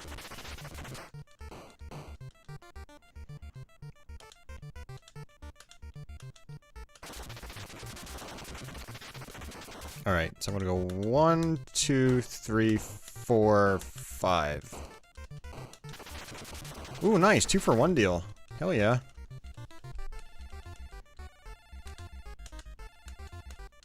Why is that not working? Dude, that's so wonky.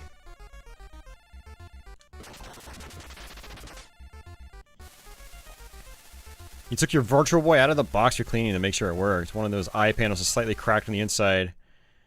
Oh, that sucks. Yeah, the VGA mod is the way to go. Yeah, for sure.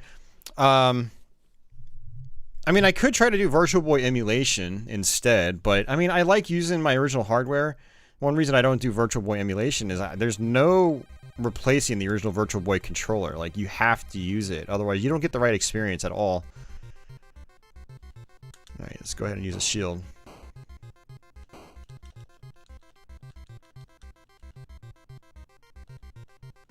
Yeah, see, like, I'm out of bombs, and, bouncers don't work here.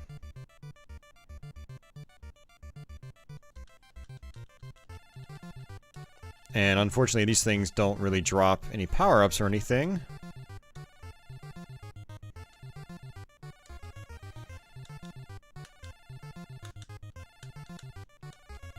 Seekers apparently have a mind of their own, so I have to die. I have to die, get my bombs.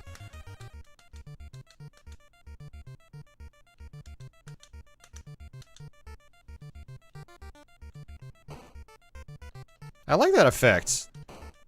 The volcano.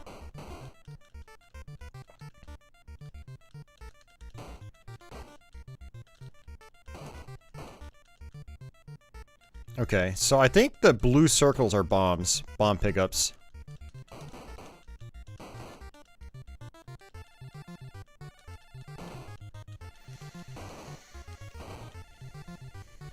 Alright. The screen's flashing now.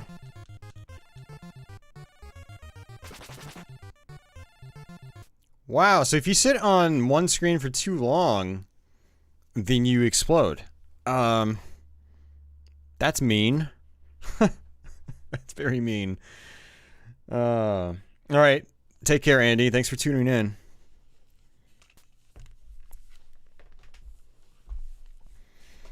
Yeah, Dad. The Virtual Boy controller is amazing for, like, Red Alarm and Teleroboxer. Yeah, the dual D-pad setup was really cool, and it's a really comfortable controller, too.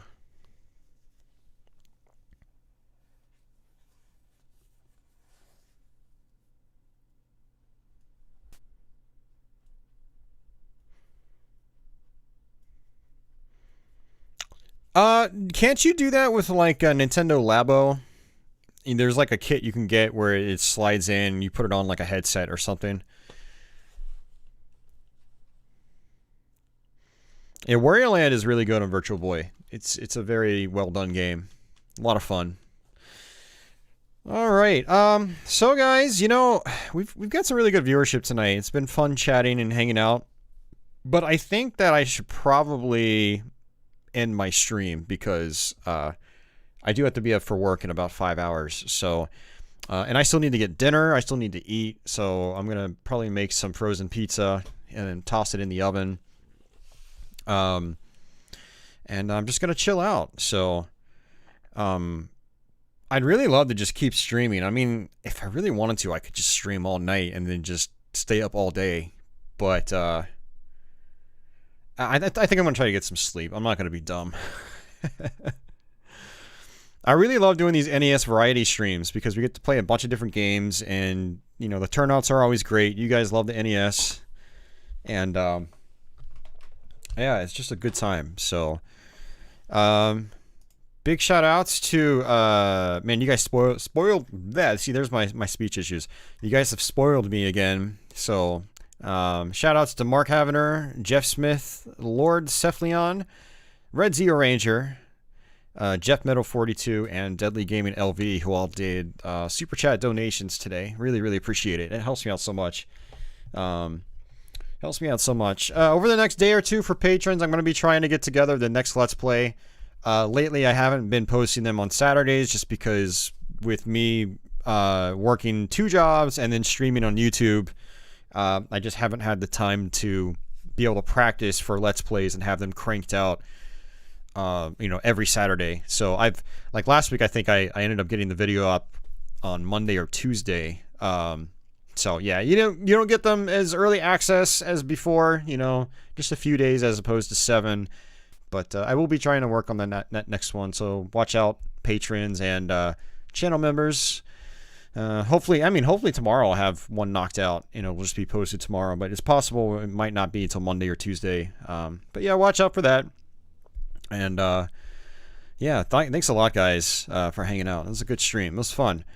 I'm going to have to go back and put more time into Adventures of Dino Riki as well, because it seems like a really fun game. But I am definitely going to have to probably save state practice some of those platform sections if I'm going to get through it consistently. So, but we'll see. There was something really zen about your pinball Let's Play. Thank you, man. Thank you. Yeah, I love doing pinball stuff. It doesn't get much in terms of viewership, but those are easy for me to crank out because I don't really have to practice them. But I try to space them out because I know a lot of people that watch my channel aren't really into the pinball stuff. But I do have a few viewers that really like it. They're not normally like pinheads either. They just they think it's really cool just having the tables explained and hearing about the rule sets and just watching some basic flipper skills. So yeah, thanks for checking that out for those guys that did.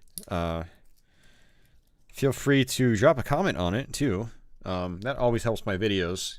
If you guys ever have anything you want to talk about on those videos, post a comment. It does help out my videos. The more interaction I get, the more YouTube actually recommends my stuff to people. So, yeah. So, yeah, thanks for checking out that video. So, alright, guys, I'll be back Wednesday night. I'll definitely be doing a Wednesday stream this week. That's my normal stream time. I've got my room transition finished. Room transition is mostly finished. I won't have to move a pinball machine this week, and there will be no tournament. So, yeah, I'll figure something out for Wednesday. I'm going to try to also finish Wolfenstein 3D on Jaguar. I played about 75% through it last night, and so once I finish that, you can expect the full playthrough on YouTube. It won't be a Let's Play. It'll be a live stream. It'll probably take probably 4 hours to go through, I'm guessing. I think I played it for 3 hours straight last night and got about 75% through the game. Although I did die a couple times, so I had to pistol start a couple times there. So, but yeah, really looking forward to that. I've been wanting to stream that for a long time. So, I have a craving to play the pinball game that came with Windows XP. Yeah, that was Space Cadet. Yeah, and that was a part of a bigger collection, actually. A lot of people don't know that actually came from a bigger pinball collection. I forgot what it was called, but I need to look into it so I can get that and run it on my old Windows 98 machine. So, oh, Pinball FX finally released Funhouse, the Williams. Yeah, I need to go buy those other Williams table packs for Pinball FX. I don't like their physics as much as the Farsight engine physics. There's some really unrealistic things and inconsistencies that I don't care for with the Zen engine. Farsight's is also unrealistic, but I find that I can keep the flow of my games going much more consistently on their tables. So it's a damn shame that Zen got the license and basically kept Farsight from being able to release their own, continually make their Williams tables available. So it's a bummer they had to take them all down. So, yeah, they're okay, Monolith. They're not amazing. They both Farsight's engine and Zen Pinball.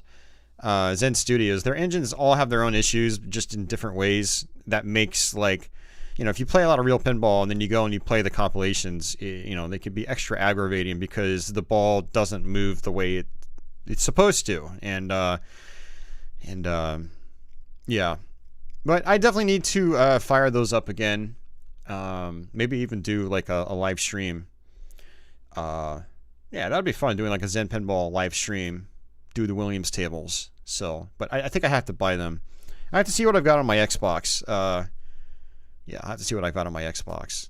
I think I only bought the first and second season. I think they have several more seasons now, or table packs, I should say. So, yeah, we'll look into that.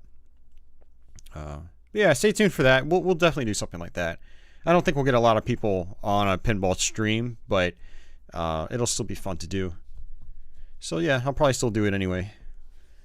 But alrighty guys, I'm gonna get out of here. Got the Saturn pinball games? Yeah, I do, Dad. I actually have done Let's Plays of a few of them, and I've streamed them as well. Last Gladiators and Necronomicon are the best, and then True Pinball is really good too. I have True Pinball on PS1, actually. I have the Japanese version of it. Yeah, that's a really, really good one. So, if you guys haven't played those and you like digital pinball games, definitely check out Last Gladiators. Basically, the pinball games by Kaze, the Japanese studio Kaze. Saturn is great, Mernon. It's a fantastic system. Yeah. I mean, there's a reason that Saturn prices are shooting up so much. I mean, it's because software is relatively, limited on it in terms of availability, because it didn't do all that well in the United States in particular. But they're good games too. So you've got, high demand and, for quality content, and yeah, prices are just skyrocketing. So I didn't have time to get these slides together, so these slides are like a week or two old, but I'll make sure I have them updated for Wednesday's stream. So everyone that did super chats in the last couple of streams, your names will be on there. So watch out for that. It'll be mostly yellow actually in the next stream, because I think we got like 4 or 5 super chats in the last stream, and we got like 3, 4, geez, like 7 or 8 tonight. So you guys are spoiling me again. So it helps out a ton. Yeah. So if you like what you see, and you want to pitch in a little bit, maybe consider getting signed up as a Patreon backer or YouTube channel memberships. You can do as little as $1 a month, or you can do a one-time super chat. And but doing the $1 a month will get you my videos early, my Let's Plays. So if you're a big fan of the Let's Plays, you can get those early. You can be ahead of the curve, and you'll be supporting me making future content. So. But the most expensive game you ever bought, Saturn, is so hard to collect for. Nowadays, it's really hard to collect for. Yeah, it's yeah, those titles are way too expensive. Thankfully, if you just want to play, you can burn CDRs, or you can buy Japanese versions, or you can get optical drive emulators. Like I have a Satiator, which plugs into the back and allows me to just load ISOs off an SD card. And it's awesome. So if you just want to play, that's a great way to do it. I mean, Saturn emulations also come a long way, so you can run a software emulator, and then get one of those RetroBit Saturn controllers, and you'll have the Saturn experience because you're using the actual controller.